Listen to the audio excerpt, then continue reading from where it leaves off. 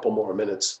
We understand that it's been a difficult commute for some to get to the meetings. I want to make sure everybody who wants to be present is present. We do have a quorum, but like I said, we'll give it a couple more minutes. That way we don't have to waste time bringing people up to speed.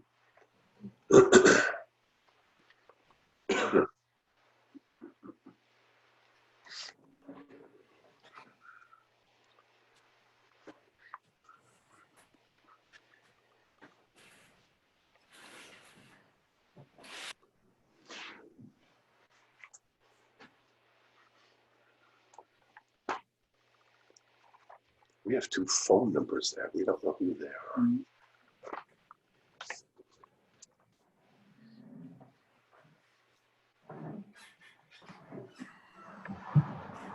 Mr. Chairman, you can always request that they identify themselves if you like. Oh, the phone number? Yeah, I'm wondering. I know that Mike O'Haron last time did this by phone, and so. Yeah, but he's here. Oh, is he? Yeah, Mike's here. Okay. All right. Well, Let's go. that being the case, we have a quorum of members present. It being the evening of Wednesday, August 26th, pursuant to Governor Baker's March 12th, 2020 order superseding certain provisions of the open meeting law and the governor's March 15th order imposing strict limitations on the number of people that may gather in one place, no in-person attendance of members of the public will be permitted at this meeting. Board members will participate in this meeting remotely, and it will be accessible to the public via Zoom online option. I will call the first hearing to order, and I will read the advertisement. The Bellingham Conservation Commission will hold public hearings in accordance with the Mass Wetlands Protection Act, General Law, Chapter 131, Section 40, and the Bellingham Wetlands Protection Bylaw on the notice of intent for the proposed roadway improvements along approximately 1/3 of a mile of Mechanic Street and construction of an approximately 300-foot long new subdivision road for Lincoln Business Park, Mechanic Street, Bellingham. Portions of the project are located within a 100-foot buffer zone to bordering vegetated wetlands and bank, and the project will include mitigation measures in kind, replacement of vegetation removed from the buffer zone in accordance with the local bylaw. Chris Wagner, VHB, Walnut Street, Watertown, has submitted the filing on behalf of John Capilano, Lincoln Property, State Street, Boston. The continuations will be held via Zoom on August 26th at 7 o'clock. And I see representatives for the applicant and the applicant himself are here. So why don't you proceed? Chris. Thank you. Chris Wagner here from VHB, and I'm joined by the entire VHB crew. I have with me tonight Margot Schoenfelder, Nick Scully, Tori Brown, and Wayne Amico are all here, as well as John Capilano, who you already saw. And we're here to discuss the roadway widening project for the Mechanic Street development. We sent you a response to comments memo last week, and hopefully that should have addressed all of the commission's questions from the previous hearing. And we also addressed the DEP comments that came in with that file number that was issued on the day of the hearing last time. And so, you know, we basically have provided responses in that memo. I don't know if there are any additional questions or follow-up that the commission has or wants to discuss in a little more depth at all. But if not, then we are seeking an order of conditions for the project. Okay. The only outstanding issue that I saw was that there still might be some discrepancies relative to the fee. But in your letter, you made representations that were the fee to be adjusted, that you would pay that amount forthwith. we're not in the business of being bill collectors, so. And I will just add that I did contact Judy, Judy Smits at DEP. I called her twice by phone and left messages there, and also emailed her to follow up on that issue. Didn't hear back, and that was, that was over the course of the past several days that I was trying to follow up with her on that. So I don't know how pressing an issue it was for her, but yeah, she never got back, so I don't think it was a critical matter. But Okay, I'd like to thank Margot and Tori for their input in this whole process. You guys have handled yourself very professionally. I feel like my issues have been addressed. Anything else from the commission? Any other questions or comments? And the administrator has a question. So I just wanted to confirm that indeed, according to the narrative in the notice of intent, there was a mitigation proposal that was submitted by Chris Wagner, and that he would be, or someone from VHB is going to be employed to oversee the erosion control situation and also the mitigation measures, the planting and the follow-up. that's right. Yep. Okay, we have drafted the order, and that is a provision in the order of conditions. So I see no other questions or comments from the commission. That being the case, I'll entertain a motion to close the hearing and sign and issue the prepared order of conditions. So moved. Second. Sean, second by Neil. Discussion? All in favor? Aye. Aye. Opposed? Okay, by unanimous vote. We have some housekeeping issues here that we're going to have to get to. We have quite a number of documents that need signatures as soon as possible. So I know that before the meeting's over, I'd like everybody to consider the possibility of being able to, get down and meet with our administrator for some of these signatures. We can work out those details before the meeting's adjourned. What our intention here is to try to get these permits signed and issued as soon as possible. So if everyone could kind of keep that in mind. And also the signed order will go to you, Chris? Is that how we're doing it? The signed order of condition? John, unless you would prefer that it go to you directly.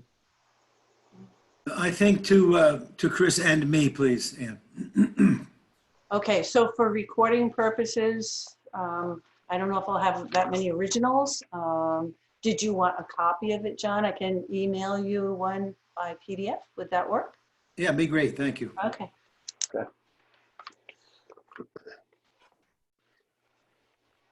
So Ian will advise John and Chris once the document's been signed. And we're hoping to get that done tomorrow. Okay. Thank you very much. Thank Thank Okay, you. thank you. Thank Thank you you. very much. Yep. Appreciate it.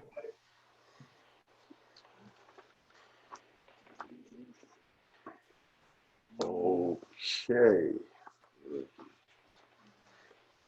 Good. We have a number of things that we decided to open up at 7 o'clock. The next item is 36 Candlelight Lane, Lot 42. And John is here. I see him. Okay.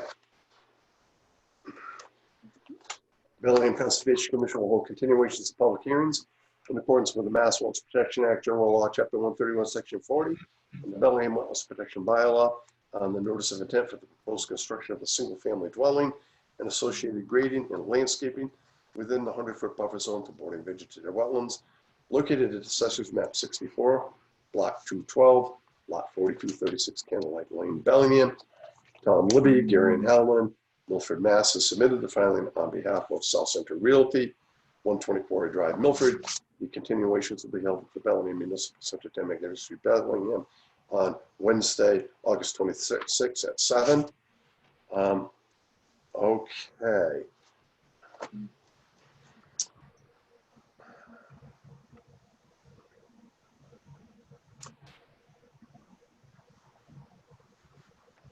John, anything you'd like to say about this? No, at this point, I was just going to ask if the commission had any comments regarding anything. And then I know if, depending on if there's anything significant coming from it, we can grant a continuance for that project. I do know that another engineer in our office, Dan Hazen, will be preparing an NOI for the expanded wetlands and anything that's associated with that portion. Okay. We're lot 42. The plans of record currently show a rain garden on that lot, and this is one of the lots that you're proposing to do away with the rain garden in exchange for connecting the two isolated vegetated wetlands on the open space. So the date on that is, looking at it. Okay, so John, you had submitted plans revised on June 5th. That was the most recent revision, is that correct? Yes, I believe so. For this lot? Okay. And so this is the current plan of records, and it shows This was the one. shows rain garden on that lot.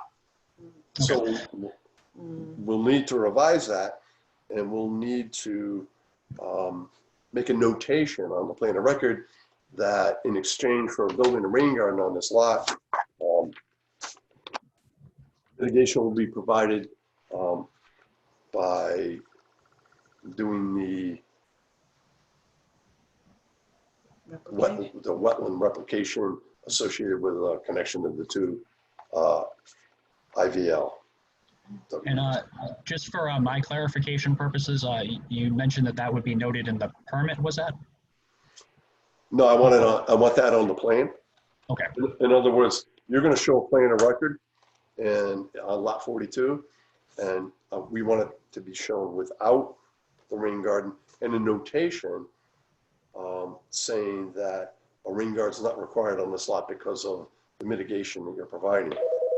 What we're going to need to do is, and we're going to be requesting this for all of the lots that are having rain gardens exempted, because these things have to be put into the individual files so that down the road, if questions arise to why these lots don't have rain gardens, there are 9 of them, we will know. So moving forward with the notice of intent for the restoration, we'll need that. Okay. Okay? Okay. And so,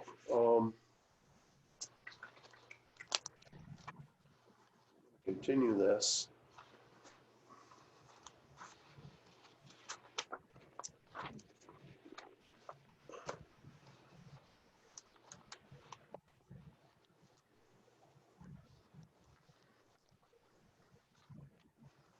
And we are extremely busy, extremely busy. What I'm going to do is continue this to the evening of 9/23. That's the second meeting in September. And I think what we're going to do is we're going to try to keep your block of lots together.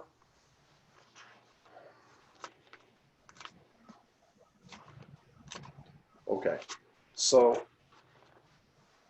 please get that information to our administrator in a timely fashion. And we'll look forward to seeing the notice of intent for the rain garden mitigation. So I'll entertain a motion to continue the hearing to the evening of September 23rd at 7 o'clock. So moved. Second. Sean, discussion? All in favor? Aye. Opposed? Okay, by unanimous vote. So we also have continuations for phase 2. 16 Celestial, I'm going to dispense with the reading of the advertisement. These lots are all grouped together. So we have 16 Celestial Circle, lot 76, 5 Lover's Lane, lot 79, 7 Lover's Lane, lot 80, and 9 Lover's Lane, lot 81.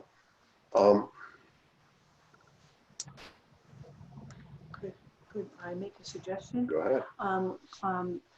We have received revised plans from John. Yes.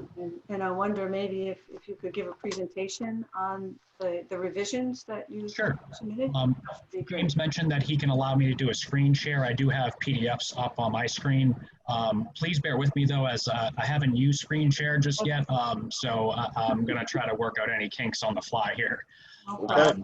But I do have those up, James, whenever you're able to share that.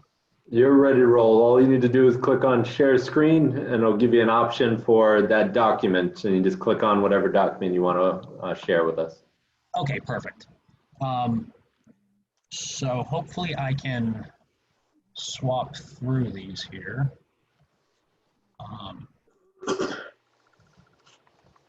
Do you by any chance happen to know if there's a way to minimize, like where it has participants, new share, pause share? Oh, I think I found it. Okay. Sorry about this. Did you find it? Okay. So under view under I'm view able just to options. click and drag it around, so this will work for me for now. Again, sorry about having to work through these kinks here. That's fine. It's okay. So if everybody can see the plan in front of you currently, this is the revised plan for lot 76. Some of the concerns previously expressed during our May 26th hearing, as well as I believe it was the May 23rd site walk, was regarding a portion of the temporary sedimentation basin located within the 100-foot buffer, as well as the silt fence, which was originally located about 10 or 15 feet in spots into the open space area instead of near the lot line. So in terms of the temporary sedimentation basin, I did conduct a site walk this past Friday just to check out everything over there. We were able to confirm that yes, the sedimentation basin has been moved outside of the 100-foot buffer. Any area that was previously the basin has been filled and flattened out. Those portions of the site will be getting reworked as these lots are going to be more developed. Some areas will be having a little bit of the fill brought in, and then some areas will be having a little bit of a cut portion. We're not anticipating really to have any net change. Just a lot of the material will be moved around to fill in any gaps to what our proposed contours will be. And then I also, as a part of that site walk, I was able to confirm that yes, the silt fence was brought much closer to where the lot lines were. In a few spots, it's not exactly where the stakes were, maybe off by about a foot or so, but generally everything was brought to within a foot or two of the lot line that's out there. I know as you might be able to see in part of this plan, if you can see where my cursor is, there was, and I will mention it for lot 79, the spoil pile or debris pile, however you like to refer to that, that wasn't initially shown on our existing contours. We did make sure that we did pick up enough area around it and have rectified that situation there. This plan does show some new grading that's based off of what the pile shots were. And really nothing much has changed other than that and official footprint from our client. And this is what would be proposed for the house on that lot. I think at this point I can open it up to if the commission or any members have any additional questions for this lot.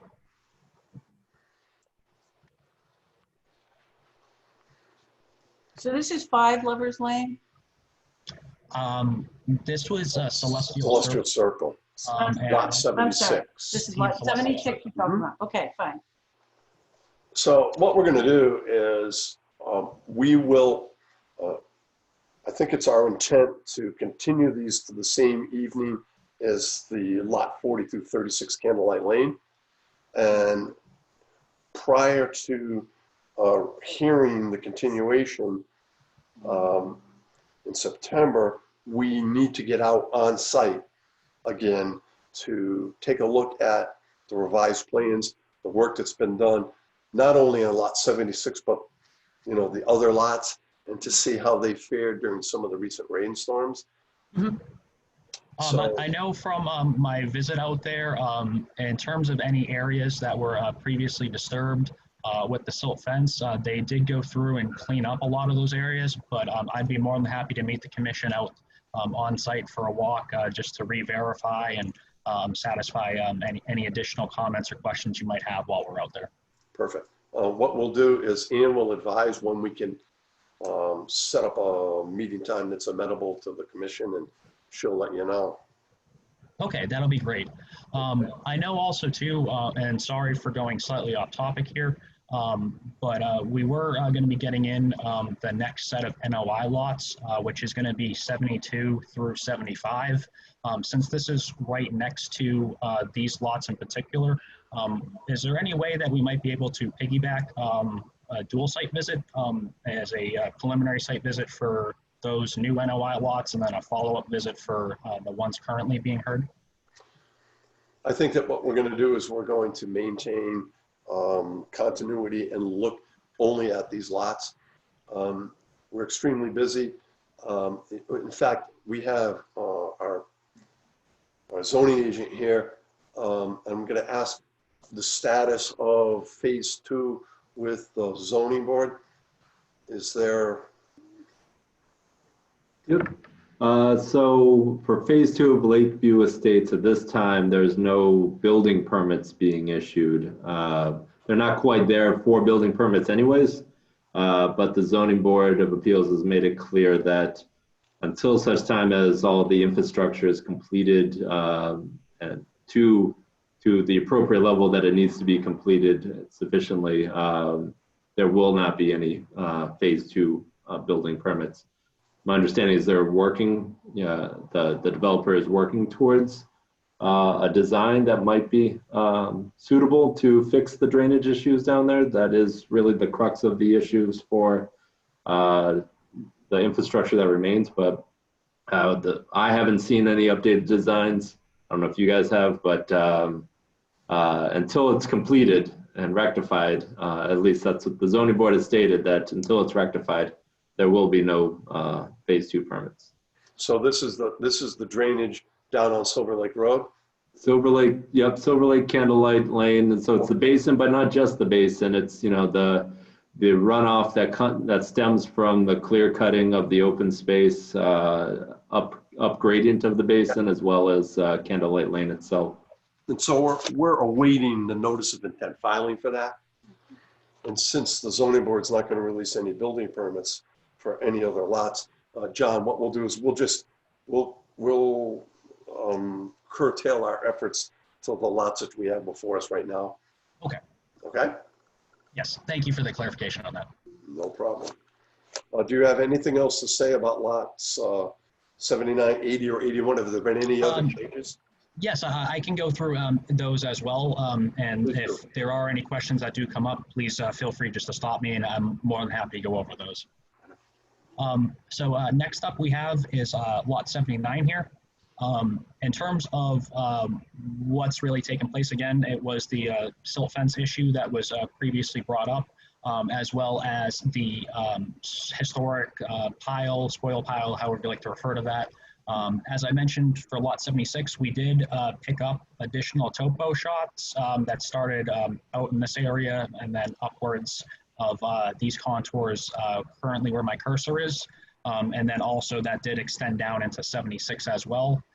In terms of the grading that is proposed for this lot, as well as all the lots in front of you today, has been revised, taking that into account.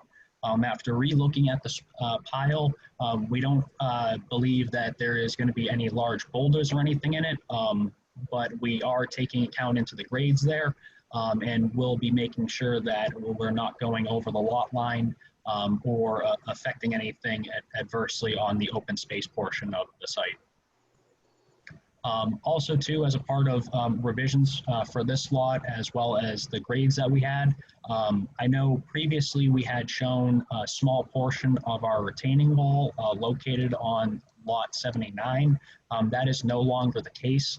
The wall will be terminating a few feet short of the lot line there. And that was just a situation that we were able to get better grades once we had some more topo in that area. So you're just going to tie in the grade then? Yes. And in terms of that retaining wall going across the back, I do have an exhibit as requested during our last hearing. I'll be more than happy to go over that. A large portion of it will not be larger than 4 feet tall, won't be requiring any additional engineering. Any portion that does exceed that 4 feet, we will be making sure it is designed by others moving forward. Yeah, and that, usually when we have design by others for a wall over 4 feet, we require a little more specificity, just so that you know, moving forward. We're talking about lot 80 and lot 81? It would be more specifically for lot 81. Okay.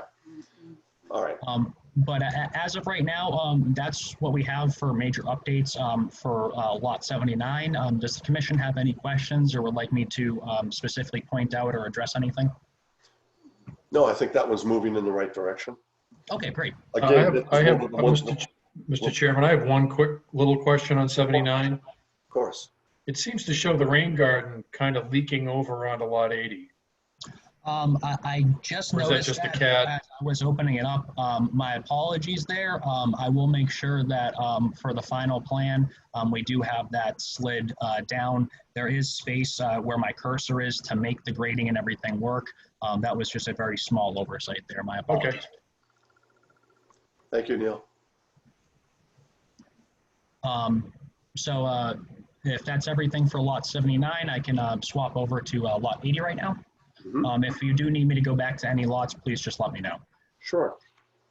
So for lot 80 here, again, some of the biggest changes that occurred with this one would be the reworking of the existing conditions topo, just to pick up those additional shots that we had. As I mentioned, we did have the wall terminate a few feet short of where the lot line is. And then we are still holding the same grades as initially designed.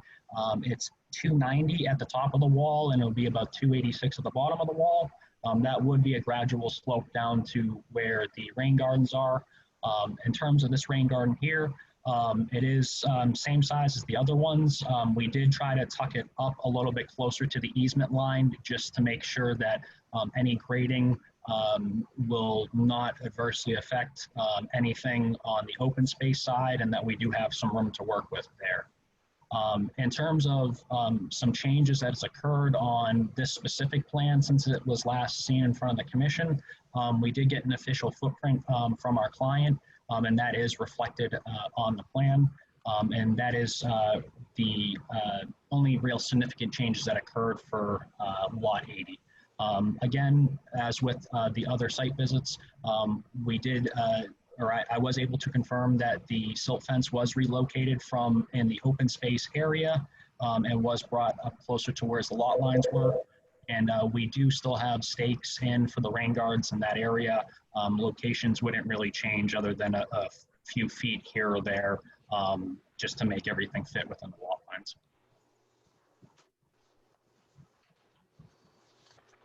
Is there any questions at this point for lot 80? I think, no, we can move to lot 81. I'm going to have a question about accessibility for long-term maintenance. Mm-hmm. You know, I see the easement on 80 and 81. Does it turn the corner and go on to 79 and 76 as well? The rain garden easement, and I will show you the lot 81 plan as well to have a full view of everything. I think that's But what it you're doing. does run along this edge right here, Mhm. and then does come along this portion of lot 79 into 76.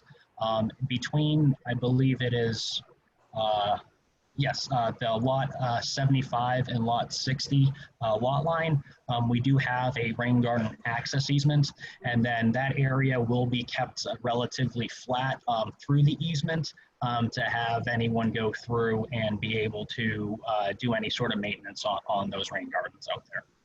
Good, because if I recall, lot 81 was fairly, the grades there were fairly steep. Would be difficult. Yes, and in terms of what we're showing, we do have that located in terms of the access easement in an area where the grades aren't as steep.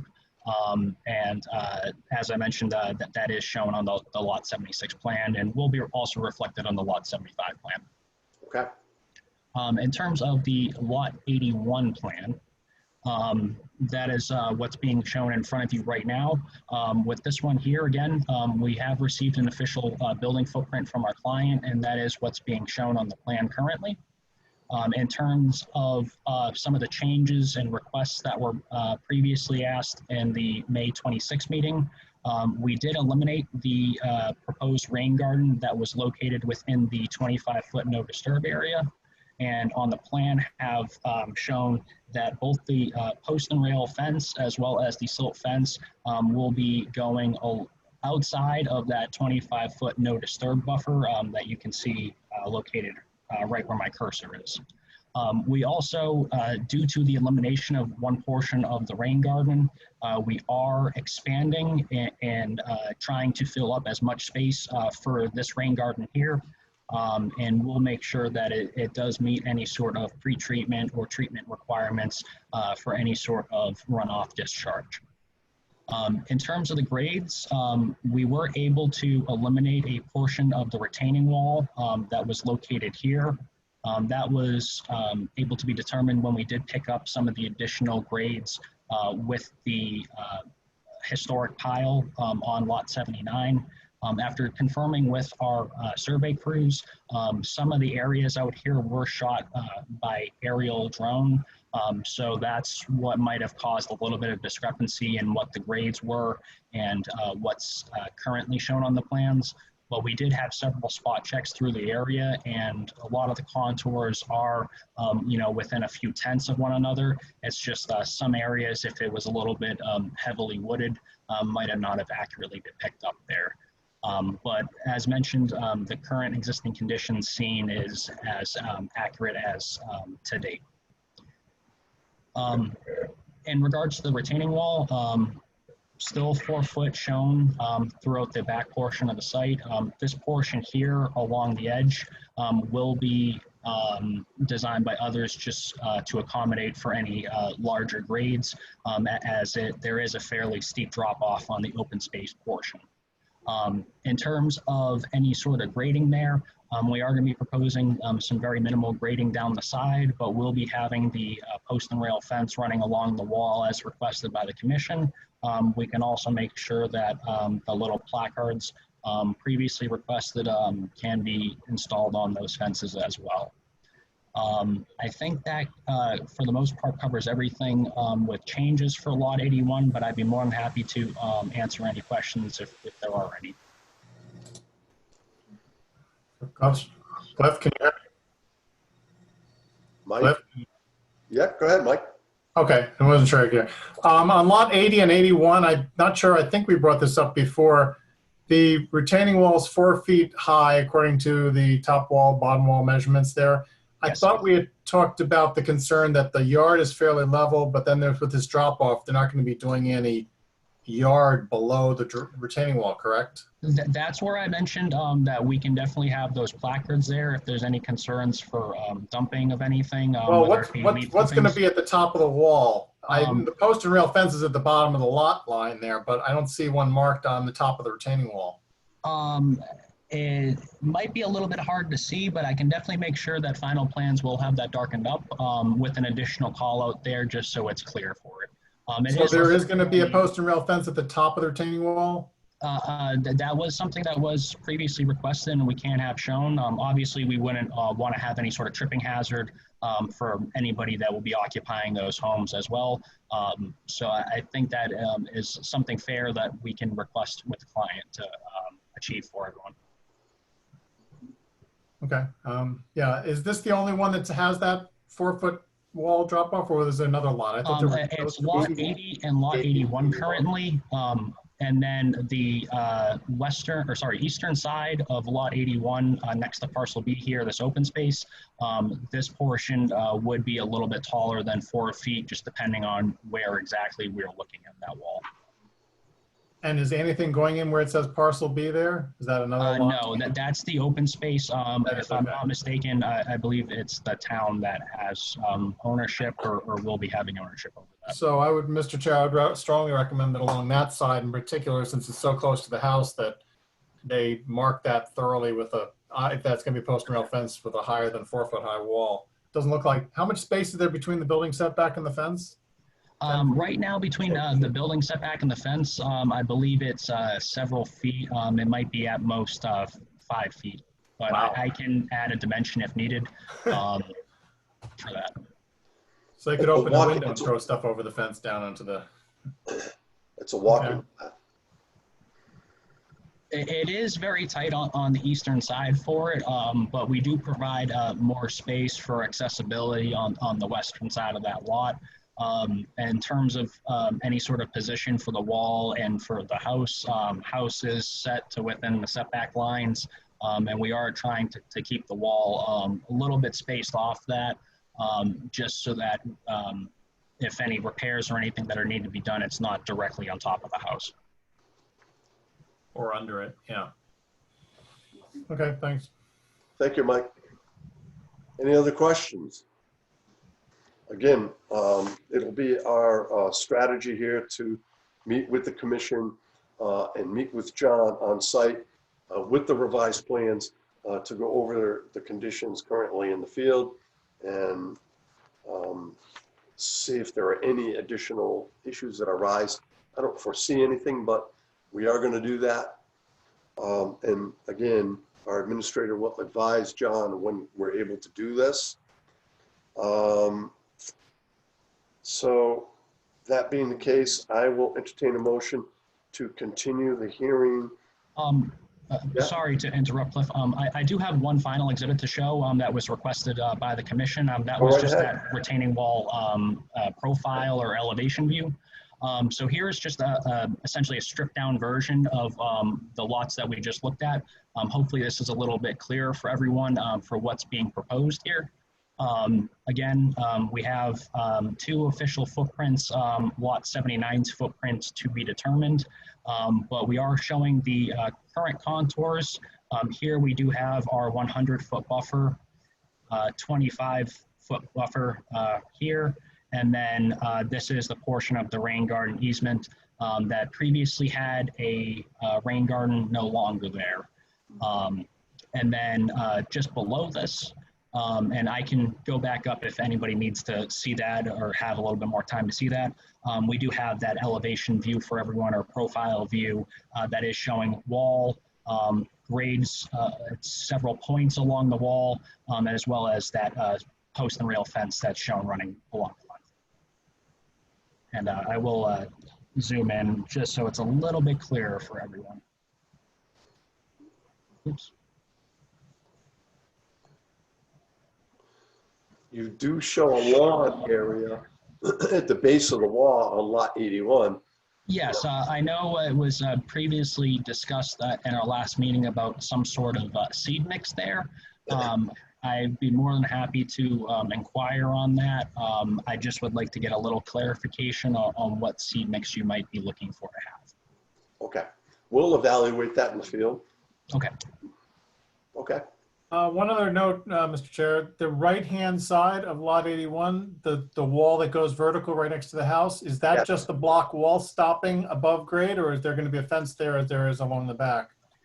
As far as the fence goes, it will be running along that edge as well. Okay, just doesn't show it in this profile. Yeah, it's a little bit hard to see, so my apologies there, but the intent would be for that entire retaining wall to have that.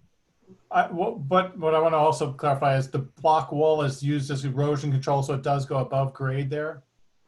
Do you know how far above grade the block wall goes before the rail fence is on top of it? On that side of the In house? terms of the top of the wall, it would just be going up to final grade, which I believe it will be approximately 298 in this area here. We have a 296 contour, 294, 292, and then this portion of the wall where my cursor is will be roughly about 290. So we are trying to make that as gradual as possible there. And then the post and rail fence would then sit slightly above whatever height that grade is at. Mr. Chair, I don't know if you have any concerns about the roof drains and so forth. I assume that all that roof runoff is going to be caught in downspouts and channeled away, but if it's only a couple feet away and drips off that side of the house at any volume where you get an overflow from a really heavy rain or something, or the gutters aren't maintained, I don't see anything stopping it from washing right over the top of the wall and down into the wetland open space. Well, I think, if I'm not mistaken, the plans for lot 81 showed an infiltration unit behind it. Yes, that is correct. We are proposing currently 2 roof infiltration units on either side of the house to help prevent any sort of backup that could overflow outside of the lot lines. And then also to any sort of foundation drain that we do have would be directed towards the rain garden, as with any of the other lots previously discussed tonight. And we do have that stopping a few feet short of where the easement line is, and then it would just overland flow into the rain garden. Just to be clear, so if I'm going along the side of the building there from the front where the driveway is at roughly 292, 294? Up at the driveway here, we're at 298. And then okay, we're 292, 294, roughly middle of the building. Right, but if you follow along the side of the building, what is the last contour line? Am I reading 277 maybe? Oh, Back the corner where the back of the wall stops and the drop off goes. Are you referring to existing contours? I'm talking about what the contours will be when it's finished being graded along the side of the house. How much of a drop from front to back along the right side of the house as you're looking at the plan there? Right side of the house. So where my cursor is currently. Just to the right of that, along the actual side. Okay, good, yeah. Right here, this top grade is going to be 296 right here. 294 is going to be, roughly located in this area here. And then we do have that 292 condor roughly in this spot here. Right, but it's going to continue to flow down back behind the house as well. So what's the final down by the back of the wall? So at the wall here, the contour will be as shown on our spot grade. Sorry for the screen going blue. It will be 290 at the top of the wall, and then 286 at the bottom of the wall. All right, and so at the back of the rain garden, it's 276. okay, yeah. So yeah. I'm just trying to get an idea how much of a pitch along the side of the house will there be from front to back? How many foot drop over what? I'm sorry for that. No, that's fine. I just want to be clear. That's all. At the point of this point here of the retaining wall, we're going to be at 290, approximately about 296 to 298 range at this corner of the house. So about 6 to 8 feet. So 6 to 8 foot drop. I'm just trying to see how much of a, since you're flush with the ground with that wall on the right-hand side, my concern is, okay, if you've dealt with the roof leaders taking care of the roof runoff, if you just have a heavy rainstorm coming down along that side of the house, it's a very narrow patch before you hit, and even with the grade level top of wall, and then nothing stopping it from just becoming like a mud flow, water, flow, whatever. So I was just trying to get how much of a sense of how much of a run down that 6 to 8 foot length there is of the side of the house. And I don't know, I'm not real thrilled with that. I think it's very tight. I think it's potential there for some, without the wall doing any kind of retaining of the soil by being above grade. I'm not real thrilled with that. I think there's potential for a real problem there down into the open space. All right, so what we'll do, John, is when we go out there, we're going to ask you to stake out the eastern corner of the building, Okay. and the area of the retaining wall. And in addition to that, there is a potential for increased velocity and channelization along there, which would cause some erosion on that lot as well. And it's on a slab. You don't want to undercut the slab. So we'll review that one in the field. Okay. Okay. Yep, thank you. Mike, okay? Yeah, thanks. All right, thank you. Mr. Chairman, Yes, Neil. John, can you go back to the more simplified version for a Sure thing. second, please? Yeah, if you could slide down a little bit, just. Just let me know where No, exactly. I was looking at that rain garden easement. Yep. It looked at first, while I first saw it, it looked like it continued over onto the open space, but it doesn't. Never mind. No, it does No. terminate at the lot lines, and then we do have it re-pick back up on lot 82 on the opposite side of this. No, I was confusing portion of parcel. I was confusing the wetland line and the 25-foot line with. Yeah, So, thank sorry you. about that. No, I just wanted to get another look. Thank you. Yep, it does kind of overlap at that spot. Yeah, just thank you. No problem. All right. Thank you, Mr. Vice Chairman. Any other questions? Okay, then I will entertain a motion to continue the hearings for lot 76, 79, 80, and 81 to the evening of September 23rd at 7 o'clock. So moved. Michael, Second. Neil, discussion, all in favor? Aye. Aye. Aye. Opposed? I want to make sure everybody was there. Okay, by unanimous vote. Thank All you right, very thank you very much. much. I do appreciate it. Just so I can make sure prior to trying to schedule any sort of site visit with the commission, we would be looking to have, would it be just for lot 81, the retaining wall and eastern side of the house staked out? Or would you be looking for anything else in particular there? You should get 80 too. Well, maybe we should have the back of 80, Okay. okay? Yep. But I think that'll do. All right, perfect. All right, well, thank you very much. And I'll try to touch base with you a little bit later this week or next week if I don't hear from you on any available days at that point. Please do, John. Thank you. All right, thank you all very much. I do appreciate your time tonight. Okay, thank you. Can I have that one, please? Which one? This- where's that? Oh, where's that?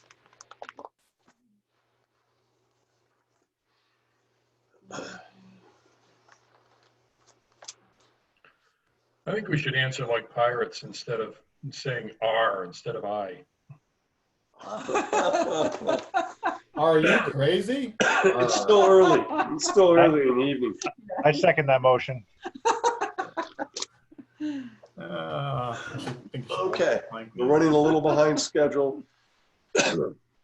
We're still wrapping our heads around the Zoom situation. Okay. The Bellingham Conservation Commission will hold continuations of public hearings in accordance with the Mass Wetlands Protection Act, General Law, Chapter 131, Section 40, and the Bellingham Wetlands Protection Bylaw on the abbreviated Notice of Resource Area Delineation for confirmation of delineated bordering vegetated wetlands, isolated lands subject to flooding, the mean high annual water line for property located at Assessor's Map 69, Lot 87, Lake Street, Bellingham. The site consists of 2 parcels totaling 27 acres and is located in Bellingham and Franklin, abutting Prospect Street and Lake Street. Arthur Allen, Ecotech, Grove Street, Worcester, has submitted the filing on behalf of Louis Petrozzi, Wall Street Development Corp., Westwood, Mass. Continuations will be held via Zoom on the evening of August 26th at 7:30. Again, apologies, we're running a little behind schedule. Who do we have here? Arthur's here. Oh, Oh, there he is. okay. Good evening. Arthur Allen from Ecotech, project representative and wetland scientist. And at this point, we have submitted the final revised plan dated July 15th, 2020. for this 24-acre property at the northwest corner of Lake Street and Prospect Street. We've had 2 conservation site walks out there. And as a result, we have provided the final plan based on the result of site walks and also showing some flagging extensions for an area that I didn't quite get to the property line. So at this point, all of that information is shown on what I believe is a final plan. And also I documented it in a transmittal that went with the plans dated August 11th, 2020. So that's about where we are on this. Okay. All of that information was forwarded to commission members. I'm sure you'll all recall the numerous the site walks, inspections that we had. There were myriad resource areas present on the site. It was a very complicated process, but I think that we have properly and adequately addressed the resource areas on site. Did you send out the draft? No, I didn't. No, okay. No, because it was, Yeah, it was. I did send more out complicated. the revised plan, and I sent out Arthur Allen's narrative describing the changes. Are there any questions from the commission relative to the information that was submitted? Okay. That was on the 13th, right, Ann? The one you sent on the 13th, that plan, the ANRAD plan? Well, I don't recall exactly the date, but I know when I got it and I did forward Okay, it. I have one on the 13th, and that jives with what Arthur was just saying about the 11th plans, I think. Yeah, that sounds right to me. I only saw one. I just want to make sure there wasn't a second one that was revised again. No, there was not. There was Okay. not. I'm good, thanks. Okay. That being the case, I'll entertain a motion to close the abbreviated notice of resource area delineation hearing and issue an order of resource area delineation confirming the information on the new plans of record in the narrative. So moved. Second. Oh, Sean and Ariane, discussion? So there were no changes to that final contention that the applicant had about the existence of the, I want to say it was a perennial stream or the vernal pool, one or the other. I can't remember which was at the time. No, the applicant agreed with what we saw in the field and what's shown on this final plan. Thank you. Okay, thanks. Excellent. So I have a motion and a second. Any further discussion? Okay, all in favor? Aye. aye. Opposed? Okay, by unanimous vote. We will work on that forthwith. And Arthur, do you or does Lou get the document for recording? That will go to Lou. Thank you. Lou, you will get the document. Thank you very much. Great. I'll look forward to seeing you on the 23rd of September, and we'll talk about the Lakeview project. Yes. Good night. Thank you. Bye-bye. Okay. We're almost back on track.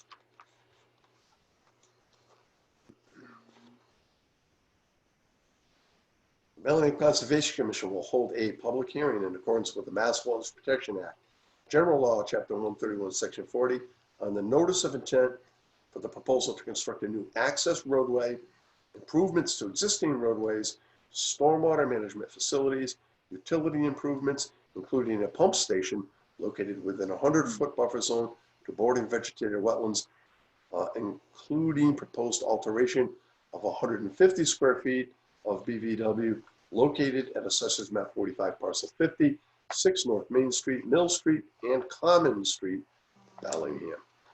Mark Allen, Allen Engineering, Hopedale, Mass. has submitted the filing on behalf of Dennis Frame, Bellingham Town Administrator, 10 Mechanic Street, Bellingham. The hearing will be held online via Zoom on Wednesday, August 26th at 7:50. We're trying to get back on track. Okay, see Mark Allen is here. Good evening. We'll proceed with the presentation. Yeah, so I'm going to open up the presentation with Michael Dryden, who has been doing the bulk majority of the permitting for these projects. Michael is on the Zoom without audio, but Michael, if you would take over. Can anyone hear me? Yes. Great. Thanks, Mark. Again, my name is Michael Dryden. I'm a senior project manager with Allen Engineering. Of course, Mark is here joining us. He's president and professional engineer for this project. Also joining us is Kevin Loberser of Loberser Building Corp. As was stated by the chair, we are working on behalf of the applicant owner, which is the town of Bellingham, for this project. And if I could walk you through existing and proposed conditions briefly, and certainly give you a chance to ask any questions you may have, I will need to share my screen to do so, if I have permission to do that. Yes, sir. Jim, would you make it so? Boom. Yeah, no, Mike, you have the permission to so. Yeah. Can everyone see that? We can. Can everyone see that graphic?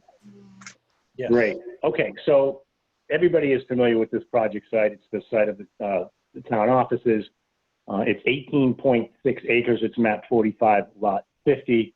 And just for orientation, this is the town office here, Common Street, of course, Mill Street, North Main Street, and Mechanic Street. Again, 18.6 acres. It is located within the Downtown Residential Development Overlay District, ERDOD, or as we refer to it as Dr. Dodd. It's an overlay district that was created via town meeting. And this project site has frontage on Common Street, and its access is currently derived from Common Street. It also, as you can see, has significant frontage along Mill Street. However, there's no actual physical access to the property from Mill Street at this point in time. There is a sizable bordering vegetated wetland located in the center of the site, as you can see. That wetland is just under 5 acres in size. Topography, generally speaking, flows from the high points from the east, the south, although you don't see the contours fully here, and from the east, west, south, and east, excuse me, to the center of the site in this wetland, which ultimately drains beneath Mill Street in the northeastern direction. So I'm going to bring up the proposed plan.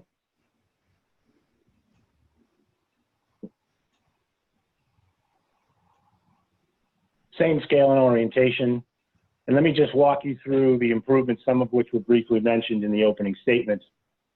This portion of the project. Excuse me, we didn't shift the screen. We still have the original as is existing conditions. Okay, let me try that again. Okay. Oh, no. There we go. Okay. That's proposed. You got that one? Yep. That's We do. proposed. Proposed conditions. Great, great. Okay. So allow me to just walk you through the proposed improvements that are associated with this project. First and foremost, some minor modifications. I'm going to zoom way in. Hopefully it doesn't get too fuzzy at this resolution. Some modifications are proposed to the existing alignment of Common Street as it meets the town facility and the parking area behind the town offices. There's an extension proposed of Common Street, which will ultimately, this sinuous curved road that you see ultimately will meet up and meld with Mill Street in the northern portion of the site. As was mentioned, this portion of the project includes drainage infrastructure, various utility improvements. I won't get too in-depth there unless the commission wishes me to do so, but I'll just stay sort of concise at this point. Again, that roadway will wrap around the rear of the town offices, There's very slight modifications to the existing parking lot. We were able to make this work without modifications to the existing detention facility that was recently constructed behind the town offices, which was a concern that was voiced early on. So the access driveway itself includes a sidewalk. You can see that shaded area that ultimately will meld up with sidewalk improvements on Mill Street. Improvements include widening of Mill Street. As you may know, it's a fairly narrow roadway, some portions of which are in a state of disrepair. So that will be widened. A sidewalk will be added. As I mentioned, there's a crossing here. That sidewalk will continue all the way to the east end of Mill Street, where it will ultimately join up with the project that is the subject of the next notice of intent. There is a very, very small wetland impact associated with this. It's the only impact for this project, and it's right here. And I can bring you to a 40 scale sheet, but it's probably not even necessary. It's 150 square feet total, and we did everything in our power to avoid any wetland impact, but as a means to connect the sidewalk from the extension of Common Street to the future project on Mill Street, at the end of Mill Street, we had that very small impact. We're currently not showing mitigation for that very small impact. However, there's significantly supplemental information or replication, I should say, proposed on the next site that we're going to talk about. You know, as Mark and I thought this through today a little bit more, it's probably neater and cleaner, and the commission would probably like us to do that 2-to-1 replication, perhaps immediately adjacent to it, simultaneously with those sidewalk and widening improvements. Again, we're currently not showing that very small replication, but I certainly we're open to any comments the commission may have about that. The component that was mentioned earlier is a sewer pump station. That is located here, and let me just pan out so you can sort of be oriented a little bit better. So this is Mill Street, which terminates currently right here. Just before the termination of Mill Street, we have a pump station. That pump station will ultimately serve not only the future Red Mill project located to the east, but it will eventually service existing commercial and residential properties located along Mill Street, Mill Street, North Main Street, Centerville Lane, Davis Road, Charlotte Road, and Rolling Hill Lane. And of course, as I mentioned, we'll also service residential properties for the future Red Mill project. The alignment of Mill Street will be slightly adjusted. And as I'm sure the commission members know now, these two projects are very much integrated. So, but we're talking about them in a vacuum. So I want to talk about the improvements that are solely proposed in this first notice of intent hearing. As I mentioned, Mill Street terminates in this location. You'll see the right-of-way actually turns up to the north and terminates at the railroad right-of-way, but physically it ends right about here. So we're proposing a slight modification to bend that Mill Street right-of-way so that it can meld nicely with the future alignment of Road A into the Red Mill project. Now, a little bit about drainage. Clearly you see a drainage basin proposed here. And you may notice right away that grading for this basin is proposed right up against the wetland boundary. We did receive some initial comments from the commission as part of tech review and subsequent to tech review, suggesting that we really should maintain the minimum no disturb requirements in the local bylaw.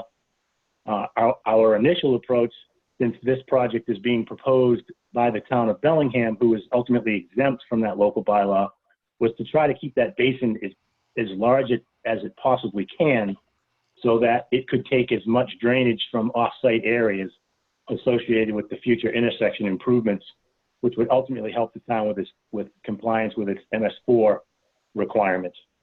But we have subsequently revised this basin, and you will see it with the next iteration of the plans. We have respected the 25-foot no disturb as requested by the commission early on. There's a second basin proposed on the town property. You'll see it here. That basin primarily is intended to service the future Red Mill project. There has been some discussion early on about potentially moving this basin and absorbing that volume in other areas of the site. And we'll have to work through that with the planning board, as well as the commission, as we look to revise the next iteration of the plan set. That's a very brief overview of the components. I'm happy to answer any questions that you may have.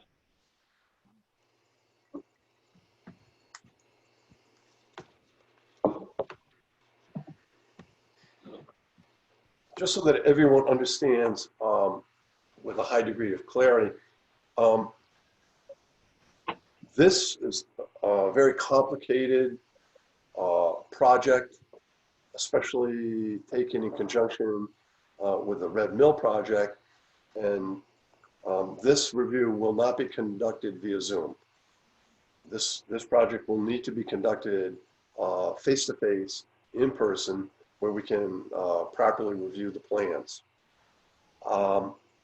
That's the first comment that I have. I mean, there are a number of issues here that I can see. I'm unclear about that second basin. Is that part of Red Mill? Because I see no other connection to Mill Street. And when I looked at your 40 scale plans, there was some confusion. We're going to ask you, you have filed for the roadway and drainage improvements for Mill Street and for Common Street. We're going to ask you to eliminate anything that's not associated with that particular filing from the plans. Because we don't want any confusion with other structures. So we're going to ask you to do that.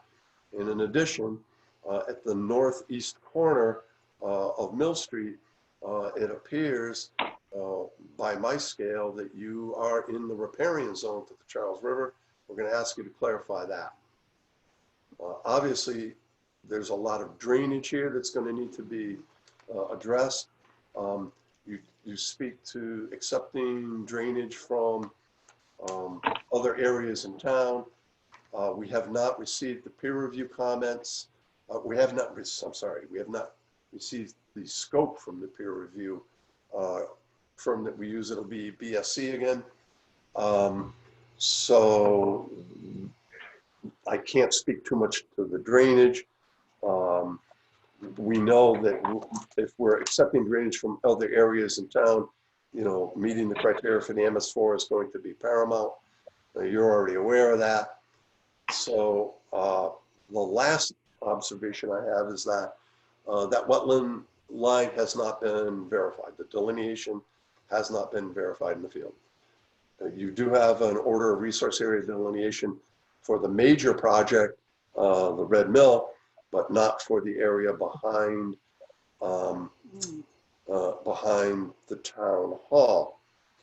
So I think it's going to be our strategy here to continue the review of both this project, again, which we want to keep separate from the other project, but as you suggested earlier, are somewhat connected. We want to do them together. We want to have adequate time for our peer reviewer to look at it, and we want to make sure that we are at least going to have a real opportunity to meet in person. We're not going to conduct this via Zoom. It's far too complicated. There are too many issues. So, I mean, those are just my quick observations. Does anybody else in the commission have anything, you know? Mr. Chair. Yes. Could you, I want to make sure I understood what your very first point about the basin that's to the right side of the plan there, that's Yes. moving off the Red Mill, Yep. and the issue of segmentation of projects, which we've dealt with on other large projects, which are bumping up against or part of the same developer's long-term plan with other projects.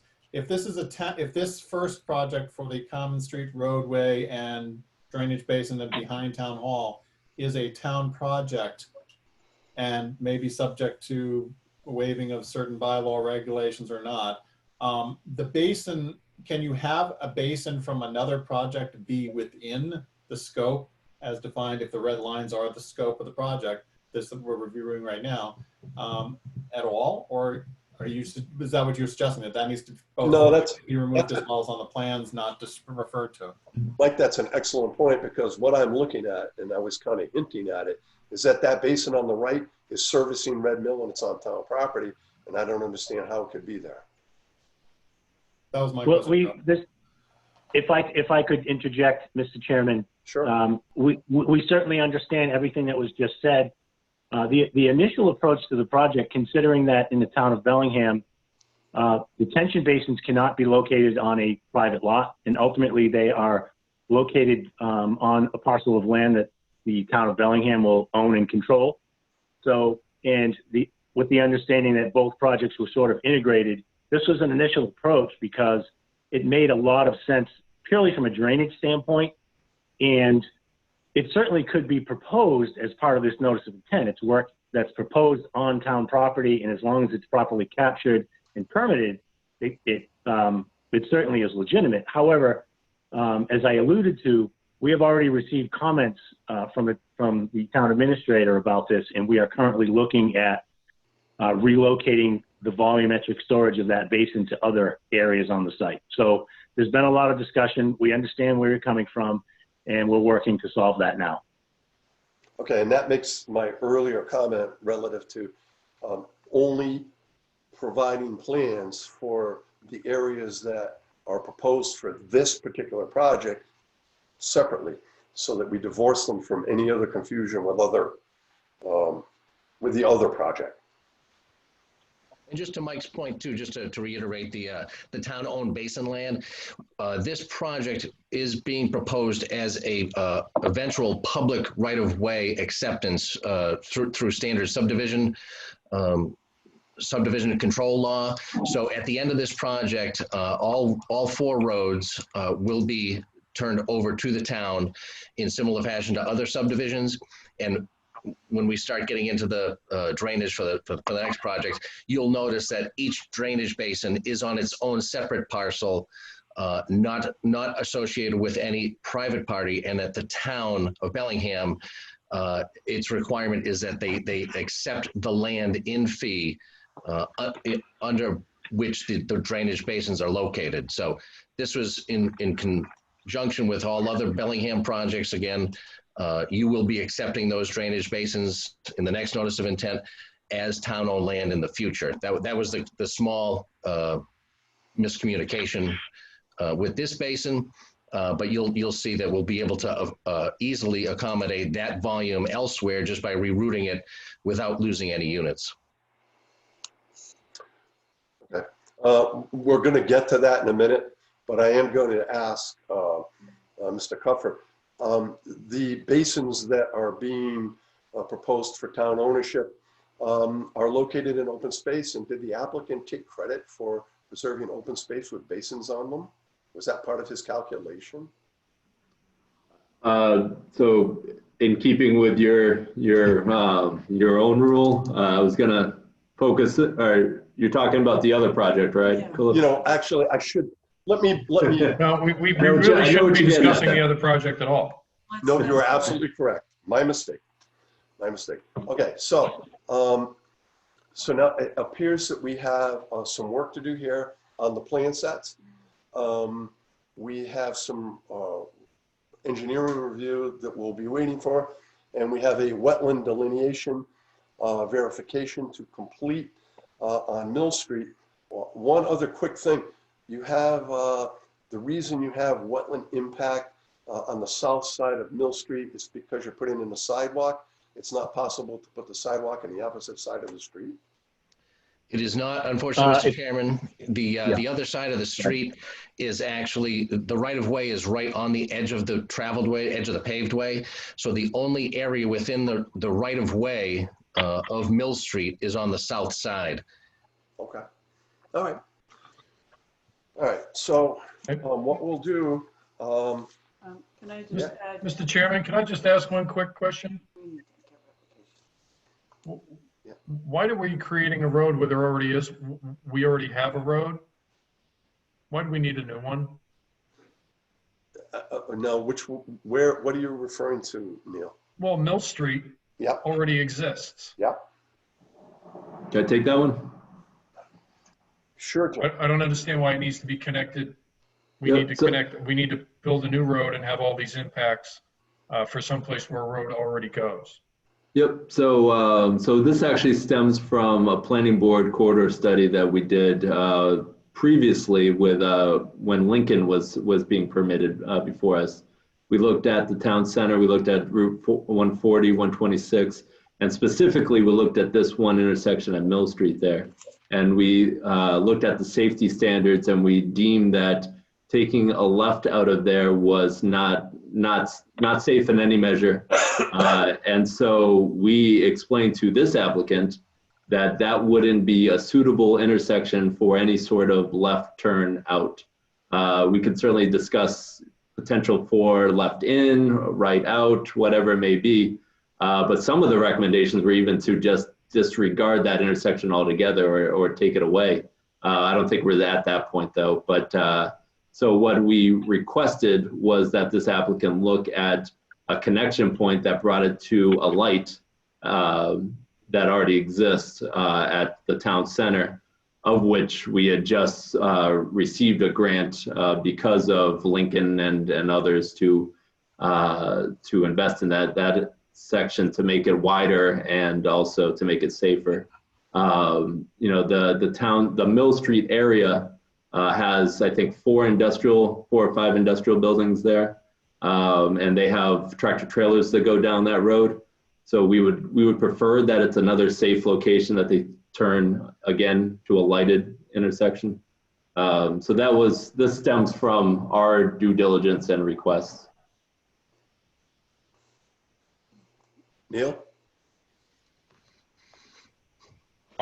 Thanks, Jim. I appreciate that. I don't know. I don't like it. Nobody does. Mill Street's a death trap, though. Well, I understand, but it's the application we have before us, so this is. Mr. Chair, a quick question. Well, they're gonna have a tough row to hoe on this. I'll tell you that. Literally. Well, Is not down the straight and narrow, that's for sure. Is that street behind the whatever what's going to be called the new street, less common, lower common, whatever? Is that going to be graded and of sufficient durability, for lack of a better word? Thinking of Maple Street and the current truck traffic that we have on that, to handle as Jim pointed out just a minute ago, the 4 or 5 industrial buildings plus whatever else goes down that road into the development project throughout. Is the applicant, for example, going to maintain that road initially until the town decides to accept it? Not that they just give it to us. I think the town has to vote to accept it, right? yes, the town will have to vote to accept the road. Strangely enough, though, it's currently on town-owned property, so it's not private property, so there's a little bit of a wrinkle there. But the developer will build it to the subdivision standards that meet all of the AASHTO requirements for turning radii, slope, sidewalk, access. But it's a little unique in the fact that it is on town property. That portion will not need to be deeded from a private party to the town. Right. Well, back to the question about the road being graded. I thought you just said per subdivision requirements and so forth, meaning for the development, the Red Mill, which is what the road primarily is being built to serve. Is that correct? Yes, I don't understand. Okay, so my question is this: if it's designed, I don't know if the specs are different for the residential area that's serving versus the commercial area, which it has to go by first. No. And the truck traffic may be substantially different than what residents drive in their cars and so forth down there. Yeah, no, it's going to carry the same depth of structural fill, same depth of pavement, same depth of sidewalk, gravel. So it will be sufficient for the vehicular traffic turning movements of the tractor trailers that go up and down Mill Street now. So we'll have tractor trailers potentially queuing up at the light at the end of Common Street. Just so that, I think that's what Mike was getting at. Well, that and upshifting and downshifting and what looks like I'm sure it's not, and looking at this view, it's very small looking, but I'm sure it's full width road, snaking up a rather steep slope right next to a basin and a wetlands where, depending on how well it's maintained, what the wear and tear is on it, how well the truck driver's driving, as opposed to Mill Street, which, yes, truck traffic goes down that now, but it's a straight run. It's not a great road, it's narrow and it's got a lot of other problems, but this is a windy, narrow, fairly narrow looking, but also fairly steep road that's going to be created for these trucks to weave down while residents are zooming up and down too. Just a little concern right through the wetlands area there, basin and all that. Well, this is one of the reasons why we need to conduct our review looking at 40 scale or when it's indicated, even 20 scale plans. What we're looking at here, I want everybody to understand, this is a conceptual presentation, and the applicant is just giving us the overview. The real review will be conducted, like we always do for major projects. It'll be a thorough review, and we'll be able to look at the 40 scale plans. We'll see the grading, and we'll have the benefit of our peer reviewers' comments as well. Mr. Chairman, we do have 40 scale plans available to view if you should choose to do that now. And we understand, that the project, has numerous moving parts, but we would respectfully suggest that we continue to review this via Zoom versus putting this project off for, some untold amount of time. No, I have a recommended time. I'm thinking about October 28th. And I do not wish to conduct this or the next hearing via Zoom. I don't think it's appropriate. Would a site walk be amenable to the commission to lock down the wetlands in advance? Well, yes, absolutely. We'll extend ourselves to do the wetland verification prior to that continuation. Absolutely. Super. Is there a meeting time date, or is it something that you would do on your own, or how are you handling that? No. We will need. Did Sage do that wetland line as well? They did. Yep. Okay. So I don't know if it will be necessary to have a representative from your consultants there. You probably should. No, in the event that there's a problem. So what we'll do is what we did with the previous hearing. We have some site visits stacking up. We will poll the commissioners, find out who's available to get out. And then Mark, I guess Ian will interface with you and give you a time or a couple of times where the commission might be able to make it. And then you can coordinate with your representative and hopefully yourself, and we'll be out there and take a look at it. Sounds great. Okay. One of the things that we would request though, Mark, is that you make sure that all the flags are up. Oh, that's a good Sure. point. They sometimes disappear. You make sure all the flags are up. We've been told that the deer eat them, but I don't believe it. I think that your butters. To our knowledge, the flags still exist, but we can certainly confirm that they're all there and visible. Please do so. Mr. Chair, it might be good if they're also going to, when the flags are, you're talking about the wetlands designation flags, not the basin, correct? Correct.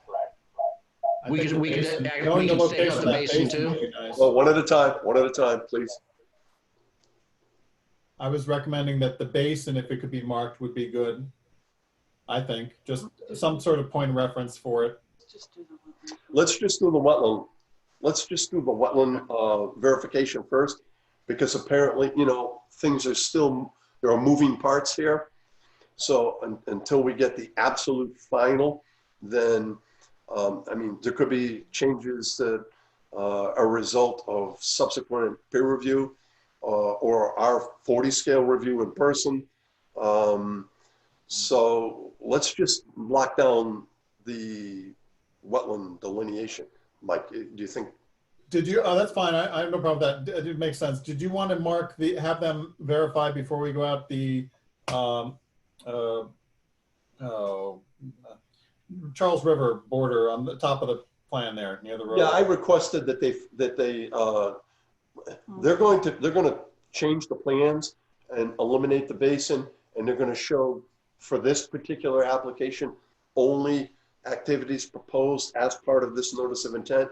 And as part of that plan revision, I think Mark understands he's going to do the measurements on the riparian zone. Just to make sure that we have accurate a testament to any resource areas that are present on the site. So we will look at the wetland line behind the town hall and also along Mill Street,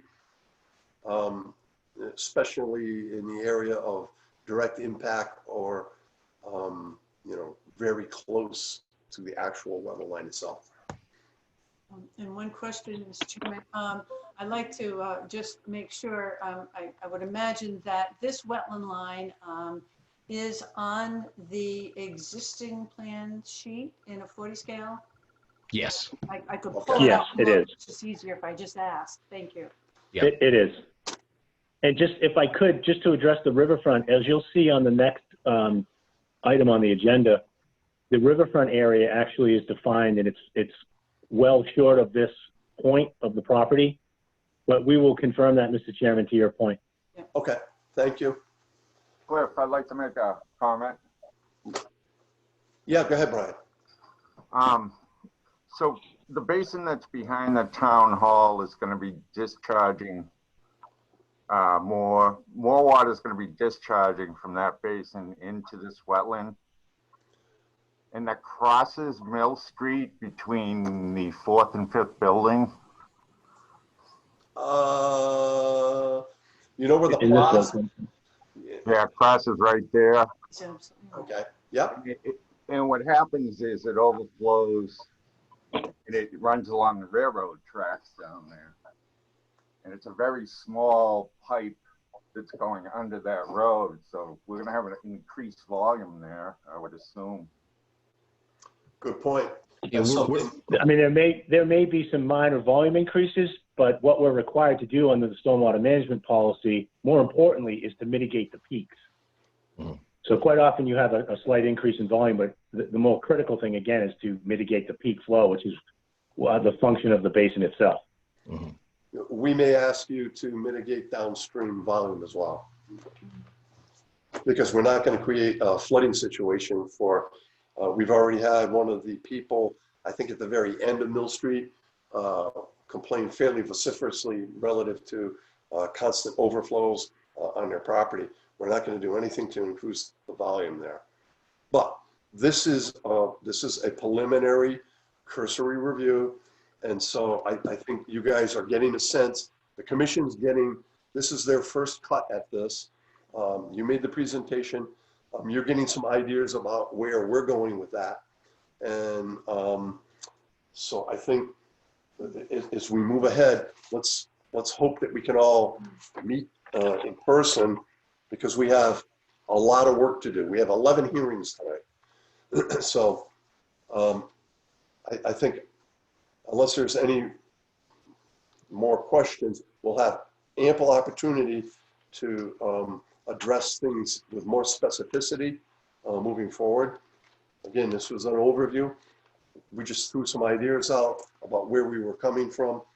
And I'd like to move on to the next one if we could, unless there's something pressing that the commission would like to suggest. I would just like to double check with the people in the room, because I see names that I don't recognize. I want to make sure they're not here to ask questions about this project. That's all. Okay. No? Anyone from the general public have a question relative to, the disposition of the hearing as it stands? I'm not seeing anyone unmuting Okay. or raising Okay. hand. Thank you, Sean. Okay. All right.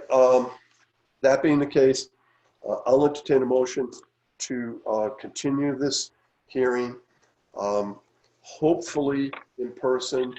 But if not, we'll advise to the evening of October 28th at 7 o'clock.